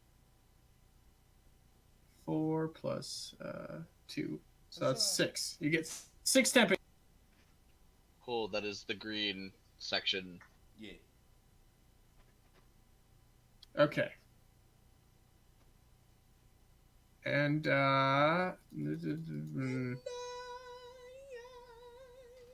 ooh.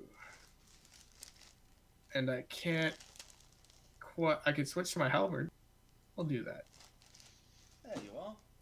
I'll take a swing with my halberd because I'm just too far away from my greatsword. Ugh. Swing away, my friend. 22. That's a hit. 12 slashing. On the one on the left. I don't. Yeah. It's still hanging in there, but it's grounded. Oh, well. Let's clip It's totally grounded. 13. No TV for a week. It's 13 hit? Yeah. You finish it off. Good. Hopefully that'll make them pay attention to me. And Good. it just may. Perryton's to the north. Get their dive in. Barrington. The northern Perrytons. Well, this might be a dead guard.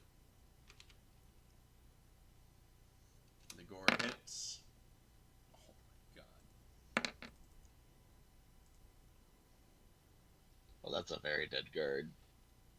And he soaks it. He takes the dive and he grabs onto the beak and starts pulling it out of his chest cavity. And it appears it only sunk a few inches in. And he's like, ah! As the other one proceeds to dive at him as well.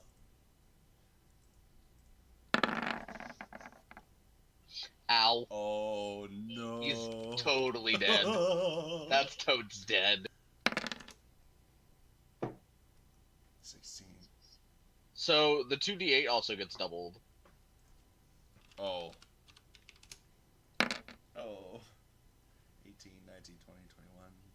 Yeah. 24, 25, 26, 27, 28, 29. And he has. Are you down? Oh. Even with the temp HP?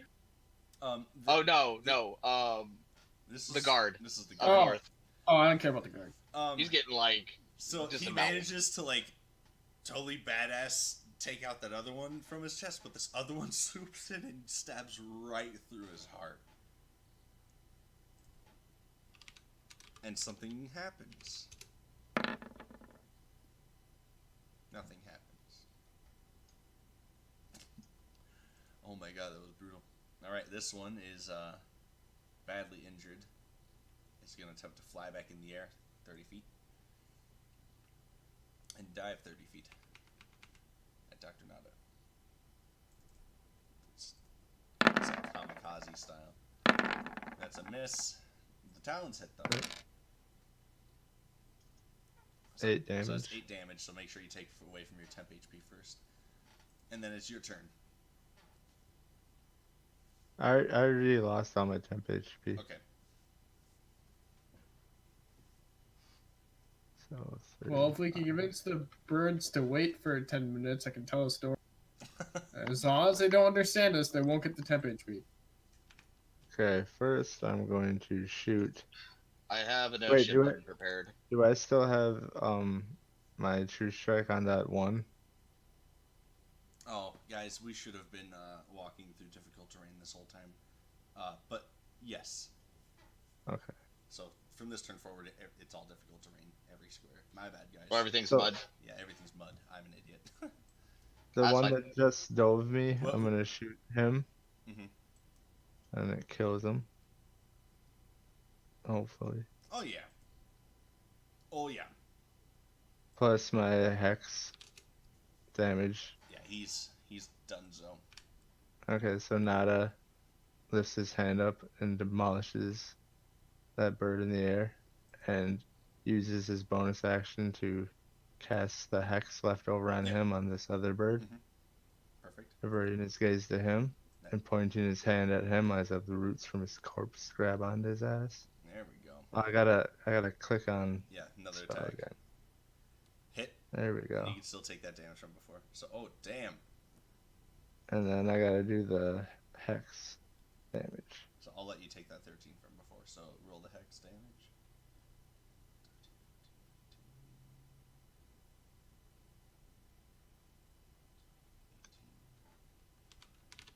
Doing a hefty amount of damage to it, bloodying the creature. And he's 10 feet back, right? Mm-hmm. So your Eldritch Blast is actually pretty cool, because most Eldritch Blasts are like this green, force. Yours is actually blue-ish,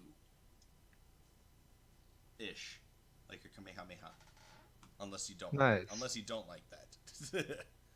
But it kind of works for the whole Archfey thing. No, yeah, I'll keep it the way it is. All right, And that's the end of my turn. perfect. Minerva is still on Baelithar's shoulder, not really able to do a whole lot in this situation. Should have turned Minerva into a bird today. If only I knew I was going to be attacked by birds. Corwin, ow. The ow was for you. Corwin casts Spear on the Praeton directly in front of him. Wisdom saving throw. Fear, alright. Poor thing. Even though he's ripping you a new one, poor thing. Poor thing. Fail. Yeah, my spell save DC is 15. So it must move away from me via the dash action from the safest available route on each of its turns. Oh, and give me attack of opportunity because I'm using Halberd. Well, it doesn't move yet, does it? Only on its turn. Okay. Right. But yeah, you will once it moves. Alright, Corwin, anything else on your turn? Do you have any? Yeah, Bonus I'm actions? going to actually no, I can't cast healing word as a bonus action because it's a first level spell.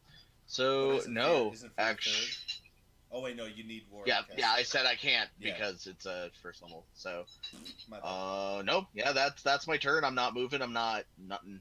I'm just standing there weaving this like horrible fey abomination into its mind. Oh shit, these are flat plains, so it's gonna have line of sight to you for a long time. Yep.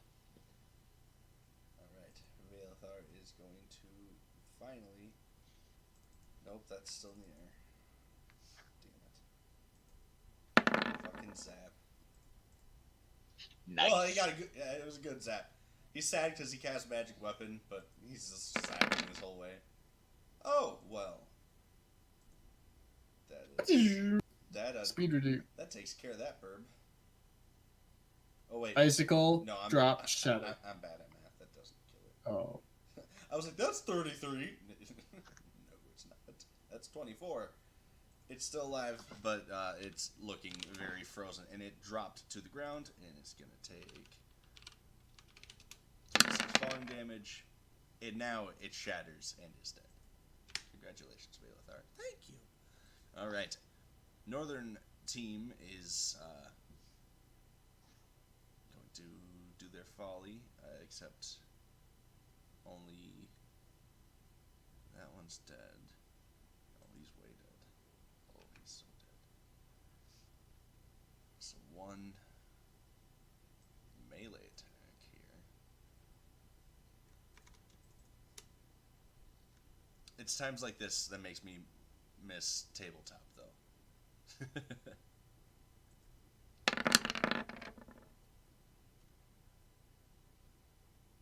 And it misses anyway. And then these two can help you, Dr. Nada.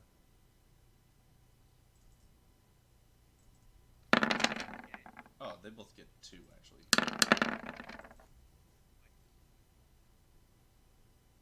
Multi-attack. That's 10 damage to... Oh, fuck, no, that... No, that one's on the ground. That one's next to you now. Okay, well. You get your hex back, Dr. Nada. You just have it chilling with you right now. That creature is dead. Oh, a guard shot him? Yeah, the guards cut it down. Okay. They helped you. For once. They didn't recognize you. Lady Zan. Alright, I'm gonna bolt. I'm using my last bolt. You gonna bolt a bird? A burb. Yeah, see all those long rests and... Alright, and that bolts. I love that it lets you choose the damage at whatever spell slot you want. Sorry. Alright, and that does a bloodied amount of damage. And you got, You know, you're closer, you're staying put. I'm staying back here. Alright. And now the southern guards have successfully turned the carts and are now getting the horses facing inward.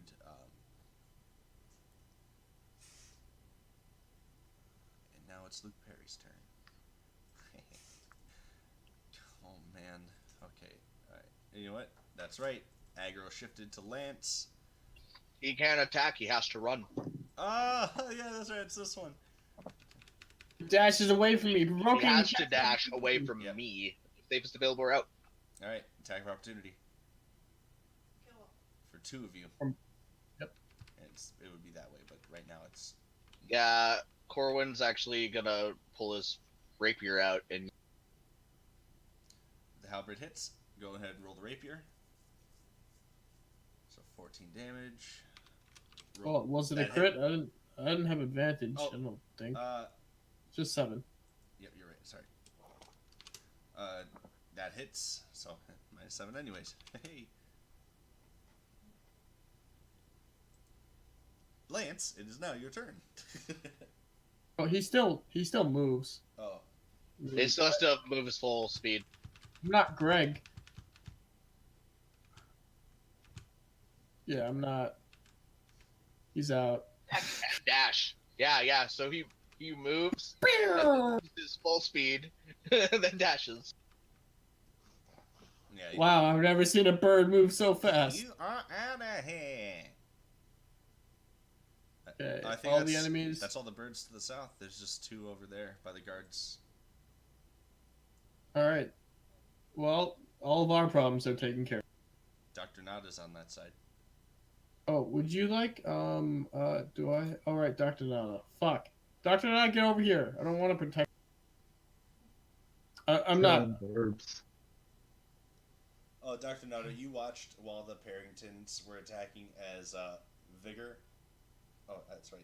I didn't introduce him. Yes, didn't hear his name. The Drow Mage just kind of stood there every now and then, casting an abjuration ward over him, just like stay away, stay away.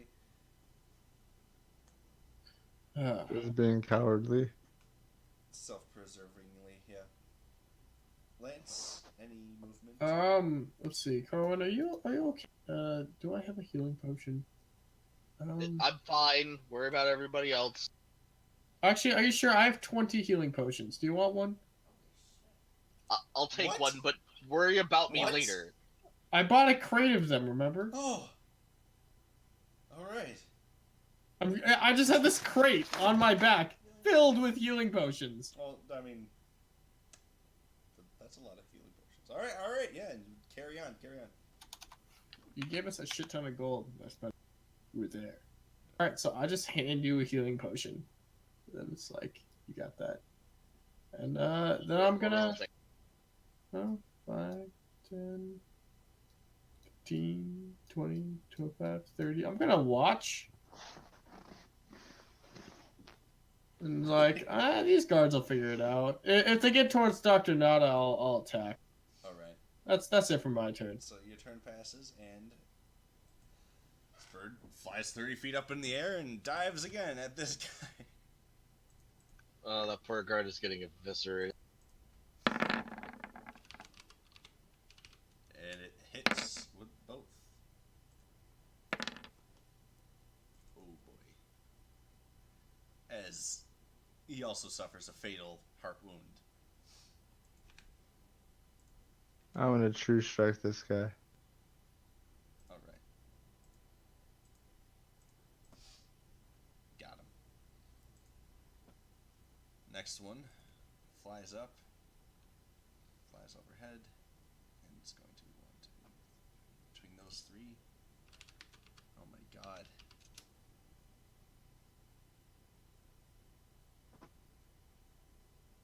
Alright, and this one's at the guard.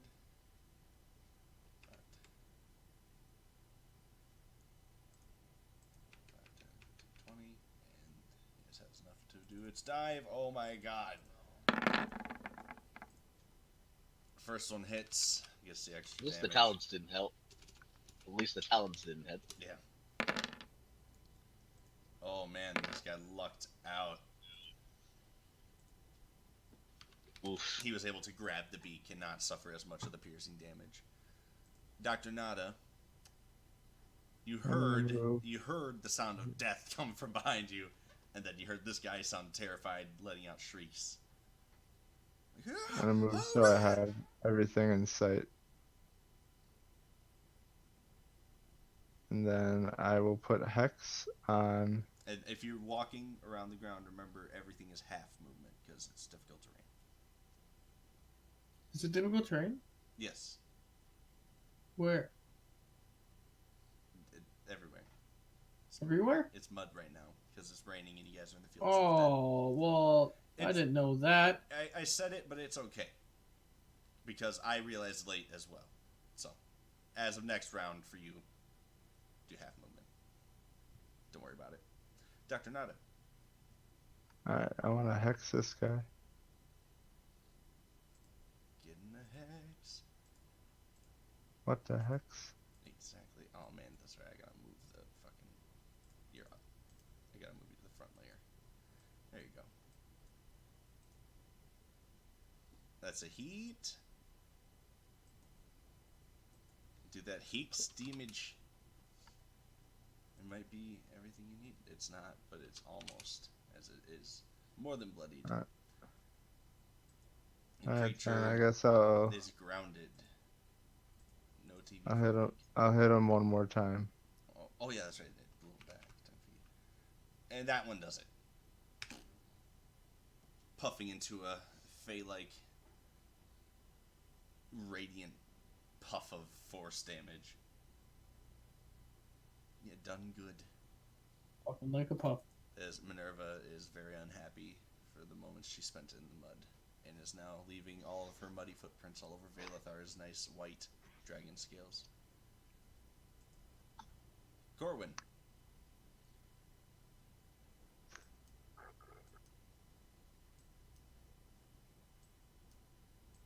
Sharpshooter. Alright. The one that's really far away? The only one, yeah. Yep. Nope. That one's not even gonna remotely hit. I blame the rain. And the mud. And you're bloodied. That too. Rough day. Yeah, and Valathar's just like, god damn it. He actually just. I'm going to move my full movement, which is 3 squares, down. Downstairs. Down. And yes, I'm still maintaining concentration on the spell. He can go there. He's just trudging through the mud, very unhappy. Northern guards are all going to let out there, so that's 1, 2, 3, 4. Let me double count that. Just make sure. 1, 2, 3, 4. Yep, that's right.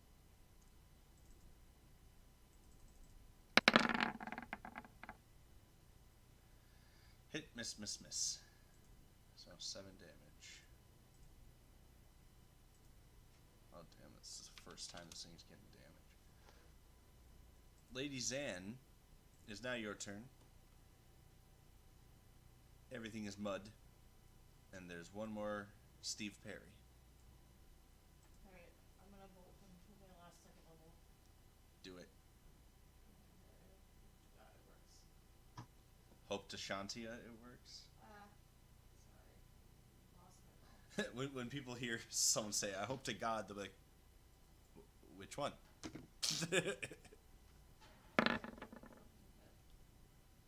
That's a hit. Whichever one will listen. All of them. That's a hit.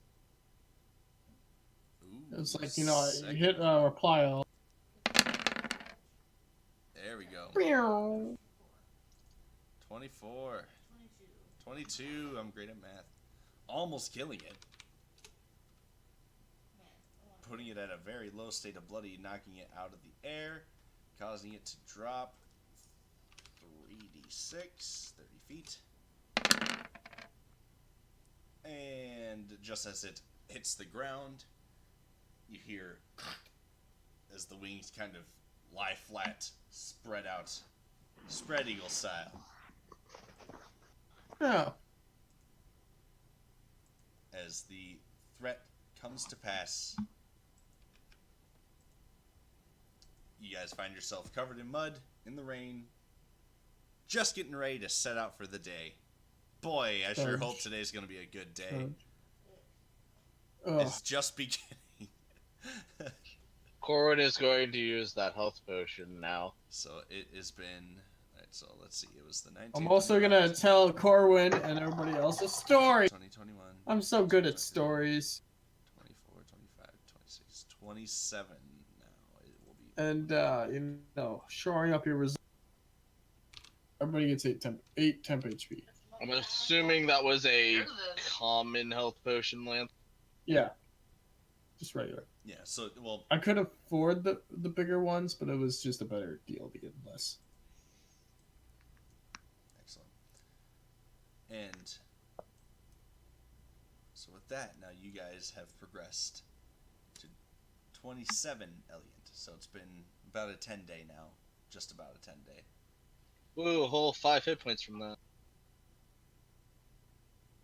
As you find yourself approaching, or no, not approaching, you've just passed in the past day or so the midway point through the fields of the dead.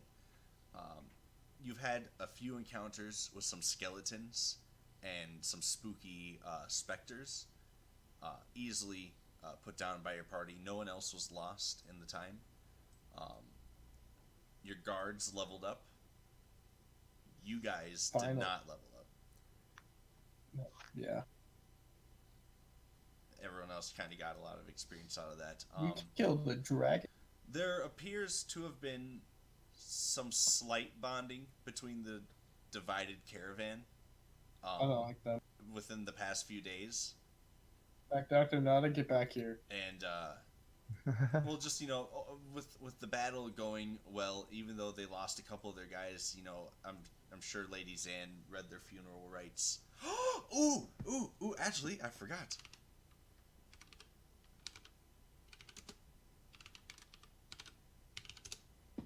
Have any of these guys been on the Sword Coast?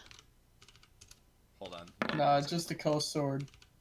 Oh, shit. Alright, so, the first guy that got mauled, when you guys went to collect his body, the same negative energy appeared in a physical manifestation in front of you. You watch as this green energy lifts out from the chest area and just dissolves again into this, like, crazy sparkling negative energy. I'm not a doctor.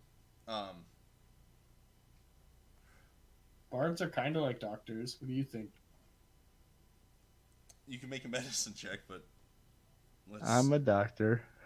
Lady Zan, you can make a medicine check or a nature Oh check. yeah, Doctor Nada. You should. I have pretty good medicine. Maybe Alright. you should. Doctor. I can poke it with a whoever has stick. the best medicine. All right. Well, Dr. Nada, you can definitely declare this is unnatural. I don't know. It's probably fine. And that there's actually a magic. Well, actually, you don't know that. Valethar will give you assistance by investigating with his strengths. Pulls out his books. Pretty good roll. He reveals that it is necromancy. Which is pretty obvious, but I mean, this is a confirmation. Oh, good. I thought it was just regular macroman. Regular man. You fool, don't you understand? That means this is a... No. Don't you remember?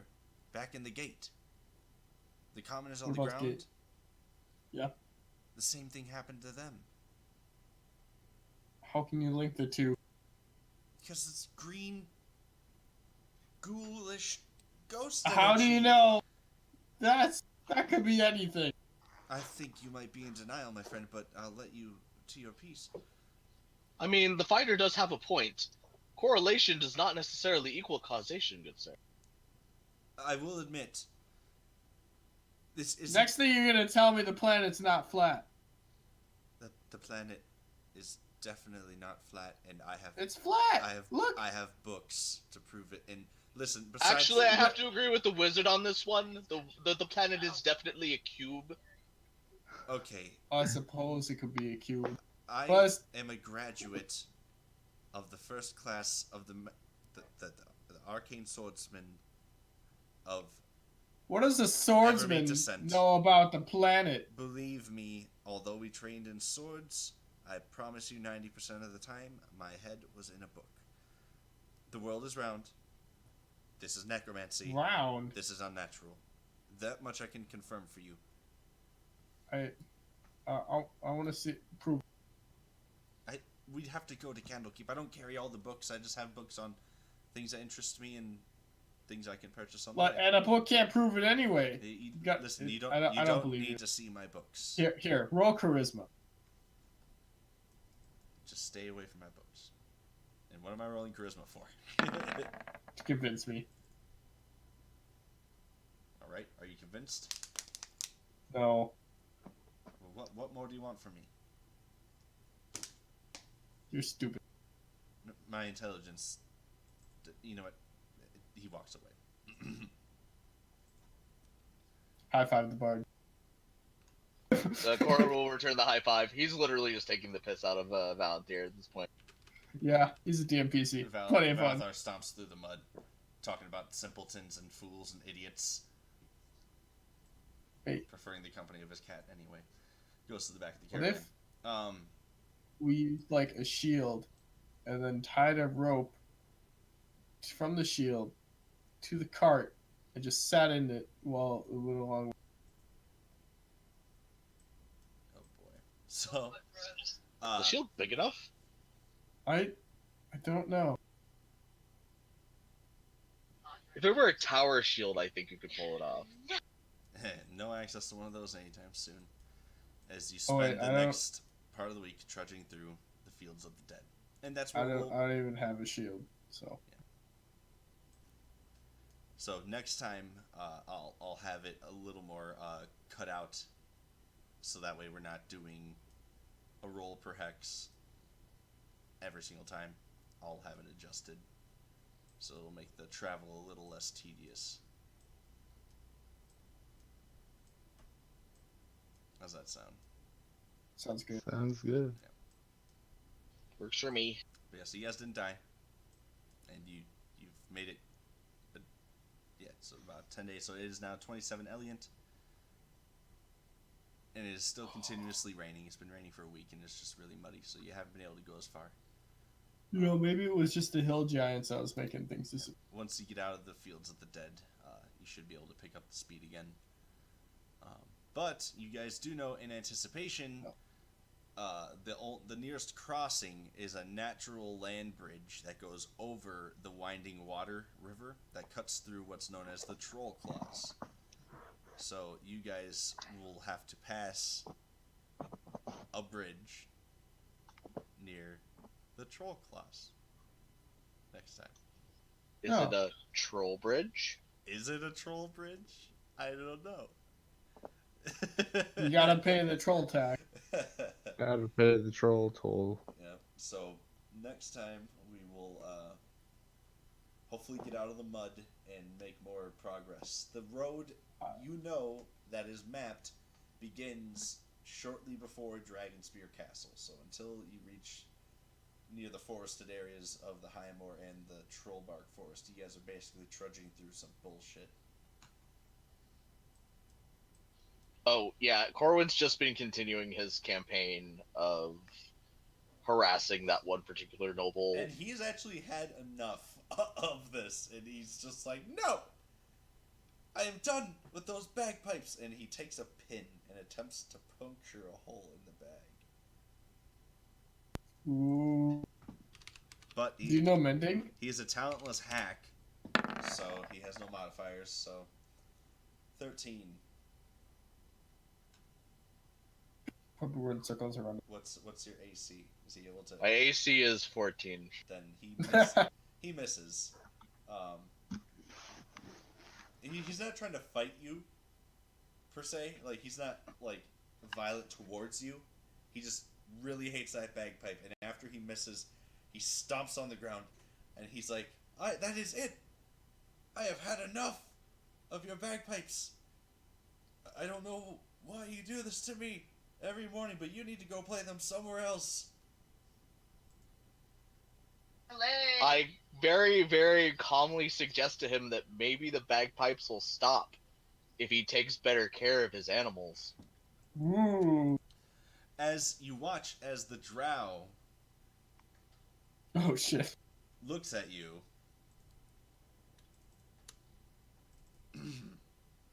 I raise my brow to him. I'm waiting.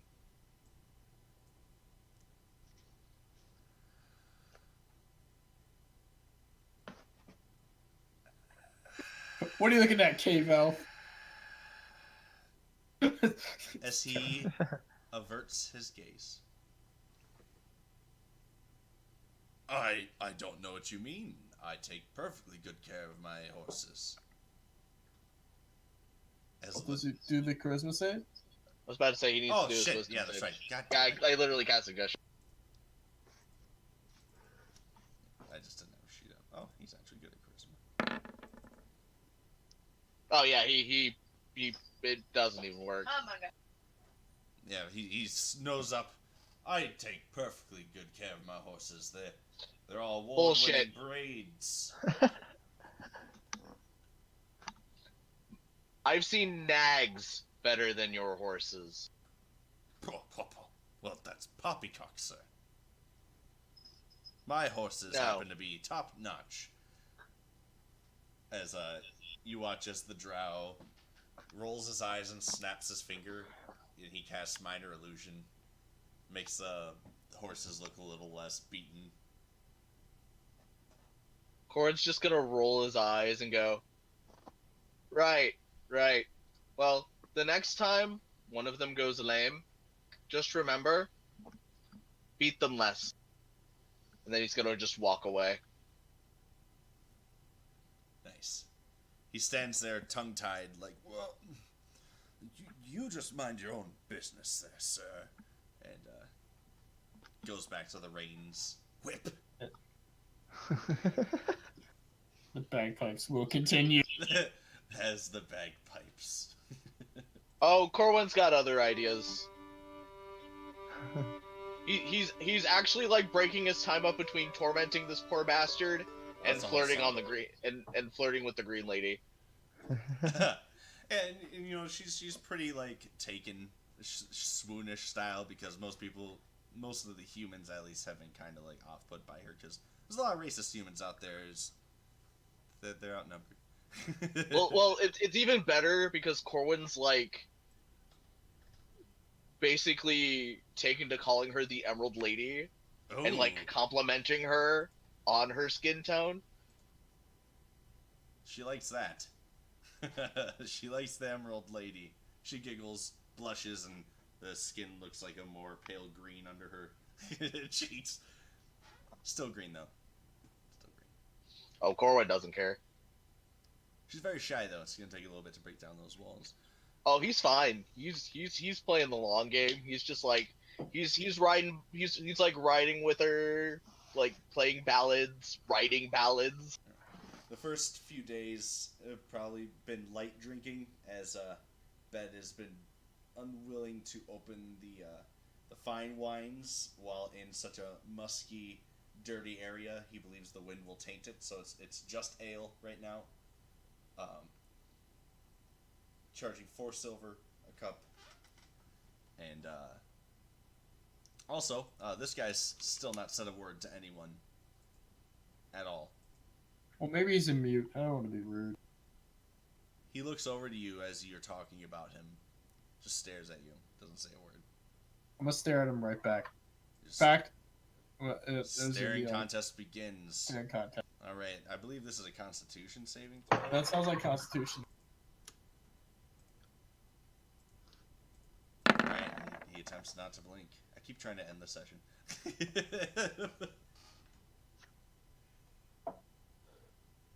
He wins. But now we know he's a bandit captain. Well, we know that's his stat block. We don't know if that's what he actually is. That's fair. Oh! Yeah. God damn it! Roll 20. Well, no, that's what I'm saying. Is we just know that's his stat block. Yep, that's his stat block. Okay, he's silent. You don't know anything about him. He doesn't say Alright. a thing. He's creepy. I'm gonna It's go. like- I'm gonna sit right. I'm gonna sit down next to him. Okay. I'm not gonna say a thing. Let me And I'm gonna pay for his drink and get him an ale.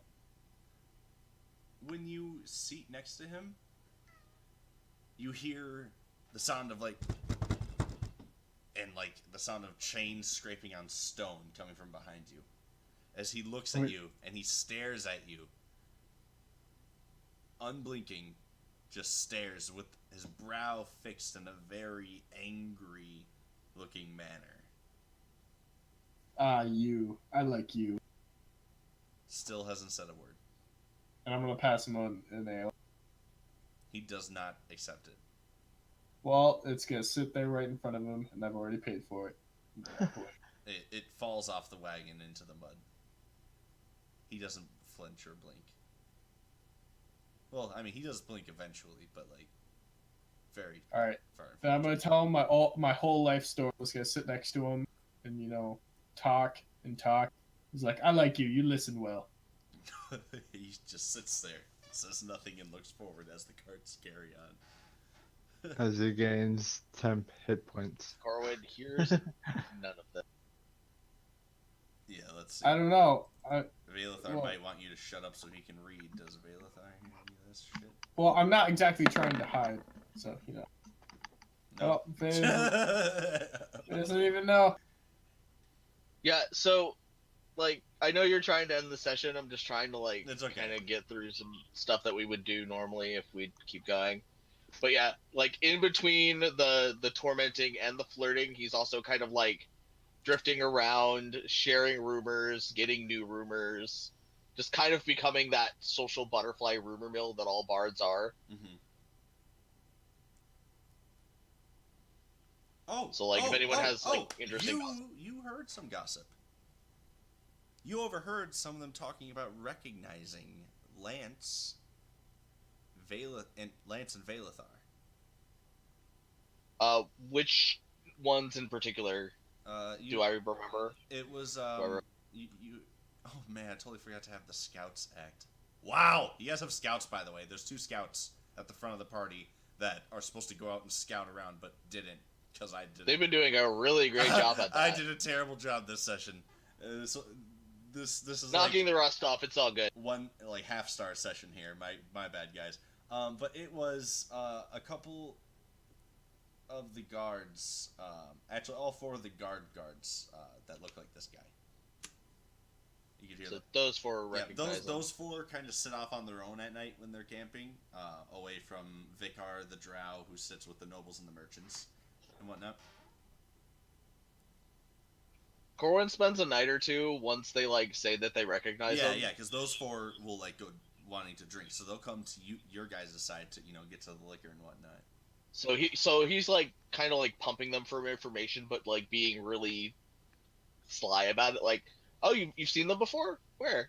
And like just kind of like trying to get a feel for these new people he's met and kind of hung out with and fought with, but hasn't like fully come to trust yet.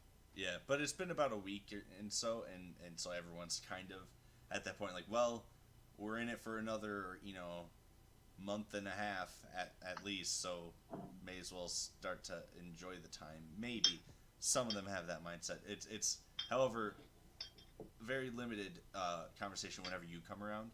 Like they'll be talking pretty commonly amongst themselves, and then you'll come around and they get really reserved. But you overheard some things, and then when you do start asking them questions, they're always a bit suspicious of anyone asking them any questions. Usually answering questions by either dodging them or trying to find other questions to ask you. But Oh, and Corwin's always willing to just give them like any info they ask. well, they do start inquiring as to no, they're really just talking about how they're not quite sure, but they think Lance and Valithar are murderers. Killed their friends. Corwin says that's really unfortunate. He'll keep an eye on them, see if he can root out if that's the case for them, and if that's the case, then he'll help them out later on down the line. Yeah, we recognize him from the south. Maybe he's one of those guys. And then one of the other guards kind of hits the dude. He's like, enough. Thank you, Corwin. And he flips you a silver coin. Says, can we hear the age of aggression again? Corwin goes and flips the coin back and goes, for you, free. And he'll go ahead and he'll play the song. That's the age of aggression. And just because of my backstory with Dr. Nada, because I was always protecting caravans on the Sword Coast and shit like that. Mm-hmm. I'm just like not helping the guards necessarily, you've but come this way before then. You know this path. oh shit. Yeah, you've come this way. However, you didn't come this way during the rainy season, so sadly, you're dealing with the mud for the first time. Okay. Yeah, I'm just like helping the people that I can't fight that aren't guards, and helping people find ways from like not fighting and hiding and shit and hiding the valuables. They said that the first real rest stop where you guys are gonna stay for like a couple of days and not just like one night's rest is gonna be when you guys finally hit the actual road near Dragonspear Castle. So until then, you guys are gonna be pressing forward, pretty much just at whatever fastest pace you guys can possibly manage at whatever condition you're gonna be at next time. As for now, you guys are still in the middle of a shitty muddy marsh. Shitty Money Marsh. Shitty muddy marsh. Shitty Oh. money marsh. One more point of order. Yes. Not really game related per se, like anything GM related, but as like far as Dr. Nada's concerned, Corwin is like keeping a respectful but wary distance from them. Like kind of in that weird sort of like he'll talk with them, but like he doesn't seem to want to get like too close to them. He seems to be super wary for some reason. When you say them, do you mean us or the other group? Just Dr. Nada in particular. He'll talk. He actually gets Oh. along pretty well with Lance. Oh, he's nervous around Dr. Okay. And he'll pop in every now and then to play a little bit of mood music for the wizard. Hey. But and he'll actually like engage him in mid-level debates. Nothing like high level. He's like, the world is not a cube. First off, Corwin's just Pulls like, I open know his it's. book of Abir Toril. He's like, it's explained here in this first sundering. I was taking the piss. I know it's round. Oh, I have gained more respect for you then. I was afraid that I was losing respect for you, and I thought you were a pretty cool guy. So faith restored. Congratulations. Slams his book. Now, get out. Oh, come now. At least a little mood music. Fine. And he opens his book back up. It'll play something soft and, beneficial. Something Mozartsy. Lights a candle. Just. Alright, I don't know what Mozart's is, but this is very pleasant. As, this guy just stares off blankly. He's got a really creepy face. I chose a really great token for that dude. Yeah, I'm still talking to him. Oh It's been like an hour now. 2. It's been weeks. It's been a week. It's been weeks. It's been weeks. He is not. Been talking to him for weeks. He's not spoken to anyone, by the way. Oh, yeah, that's right. I'm sorry, Lance. We totally skipped out on the thing you were doing. You heard the shaking coming from the cart. Are you reacting? I heard to that? what? When you were telling him your story, you heard like The chains the and everything. chains and rock grinding from the cart behind him. From behind him? And then we got distracted by talking about something, and then we moved on, and I forgot we You were keep cutting out. Sorry. Where are the chains? You were talking to the creepy guy who was staring, and then I described how after you got too close to the cart and like sat down, how you heard a thud and shaking coming from inside the cart that sounded like rocks and chains scraping together. And then we got distracted by other conversation and moved on. All right. Oh, please tell Corwin this. Please tell Corwin this. I mean, that's metagaming pigeon. Ignore me. I'm gonna ask him what you got carrying here. He stares at you, and he shakes his head. You don't know? Well, that seems like something you should kind of know. That was the first form of communication you received, and then he just continues to stare. Here, let me check for you. Stands up, walks to the cart. Are you opening the cart? Well, I'm just trying to gauge what he does. He pulls the reins and stops the cart. The cart comes to a complete stop, and the rest of the caravan notices and starts to stop as well. He stands up, turns around, opens the curtains, reaches in the pack, and starts to pull a slab covered in like a sort of no, that's not the word. It's like linen wraps around it and then chain, and you can see that the slab is moving, and it's not a slab, it's like a stone creature chained up, and it looks. What the fuck is that? Do you pull back the well, it's too late. Well, if everybody stopped, Corwin probably has noticed by now. Yeah, Corwin has like halted, and he's just like, "The fuck is that?" He has a live gargoyle chained up in the back of his cart. Well, that's not the most common of cargo. Kind of want to know what your story is, or you're not much the talker. He looks at you. He opens his mouth. Oh, I get it. You don't speak common. I say everything again in Elven. And he has no tongue. Corwin's like, he has no tongue. Oh. You've just been an asshole to a mute this whole time. Hey, he could have used sign language that I don't know. Did you even look at his hands? They're nubs. Oh. No, I'm just kidding. They're not nubs. He's got hands. Oh. How does he pull on the reins?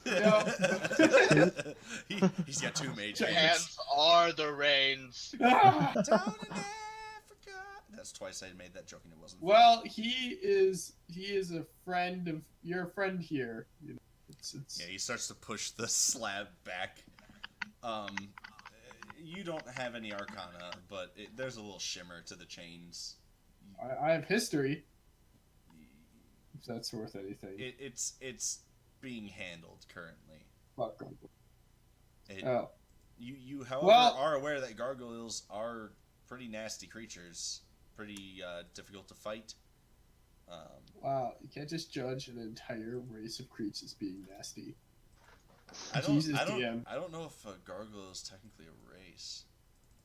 Oh wait, it is. What am I talking? Wait, hold on. No, wait, maybe. I don't know if the stone gargoyles are living creatures. I think they're constructs. I don't know. It's called. In which case, just cast Wall of Force on it. It's called elemental in the dungeon master. I mean, in the monster. Oh, manual. that's right. Yeah, the earth element. I believe they are technically earth elementals. They're not humanoids? No. No. You can create them, but they are technically powered by an elemental spirit. Okay, so they are technically living, but they're not physical or no, they are physical organic matter. But it's they're magical. made of stone, but yeah, it's magical stone. It's a magical Or as stone. organic as stone can be. Yeah, they're living stone. All right, well, at least we landed on that one. Anyone else have any? Lady Zan, are you? She's sleeping. Alright, I think we're good. Yeah, I think we're good. Yeah. I think we fucked around enough. Yeah, I think. We can play more Alright, so next week. we're set up for next time. So next week, next Thursday, if we're all available, we'll get together again. I'll have this planned out better, so that way we're not doing hex by hex. I'll have. I should still be free. Next Thursday, you said? Yes, I. You know what? Since we're all here right now, let's just check. Drea's off, so I don't should know. be fine. Well, that's awesome. If Drea wants, she can. I think I work, but I might be able to move that around. Drea can guest spot if she wants to. I'll be here. We're level 6. Level 6. Okay, level 6. Yeah, she can be an incoming party. I'll make something happen. We'll chat in the She'll think DMs. about it. If she wants to, we'll chat in the DMs and we'll make it happen. She's welcome to. Yeah, she'll think about it and I'll let you know. Yeah, that's very on the spot. I'm sorry I didn't even do it to her. Oh, you're fine. All right, so next Thursday is the 3rd, right? I believe so. Yep, I'm off. I'm working, but I get off at 5 Yeah. or 4, so it doesn't matter. I'll be online. Fernando, are you done with your new job by then? I mean, with your old job by then? Yeah, tomorrow's my last day. I'll Cool. be here. Do you know when you start your new job? No. Okay, cool. So for now, we'll just say you'll be there, and then if something happens and if you have to go, it's fine. Work comes first. I'm gonna tell my schedule that I just need to be home by like 6 or something, or Yeah. 5 on Thursdays. I don't expect you to ask them to give you the whole days off every week on Thursday, but that'd be cool if you could ask to be available by like 7. Yeah. Because my goal is Oh, yeah. I like to go from anywhere from like 7 to 10 to maybe 11 tops. Yeah, because it'll be 8 over here when 7 starts Yeah, so over there. I like 2 3-hour sessions. I think they're It's not good. easier. But yeah, so and Blake, you raised a good point. I mean, this seems to work better in Chult than it does on the Sword Coast, don't you think? The hex thing. Well, it's far less distance. Yeah. Are we on the Sword Coast? Yeah, this is the We Sword are on the Coast. circles right now. Oh yeah. And it's not gonna be reasonable. I mean, if you want to do a travel thing, that's fine, but No, Don't be checking for encounters every hex here. yeah, no, when you got that's what 100 hexes. I'm going to keep the hexes for the measurement of distance, for the sake of distance. However, I'm going to do it based more on encounter. So I've already pre-rolled encounters. I have it written out in days 1 through 60, which is how the book implied it. I could show you in the 5e tools what the book says to do, and like there are so many chats about like, oh, we don't like it done this way, and I agree with that side. Now I don't like it done incrementally like that. I'm gonna make it a bit more episodic. I feel that works better. Episodic's fine. I mean, I'm cool with anything. I'll roll with whatever. No, I like it in Chult because like, you know, you have the natural environment to worry about around you, and then the mystery of shit. Whereas the Sword Coast is just kind of like driving on the highway. It's another 3 weeks of mud. Yeah, so it's less interesting. So we'll travel by like weekly encounters, like, and then if it's something that you guys need to actually do, you'll actually do the encounter. Otherwise, I have a week to figure it out. So, good night, folks.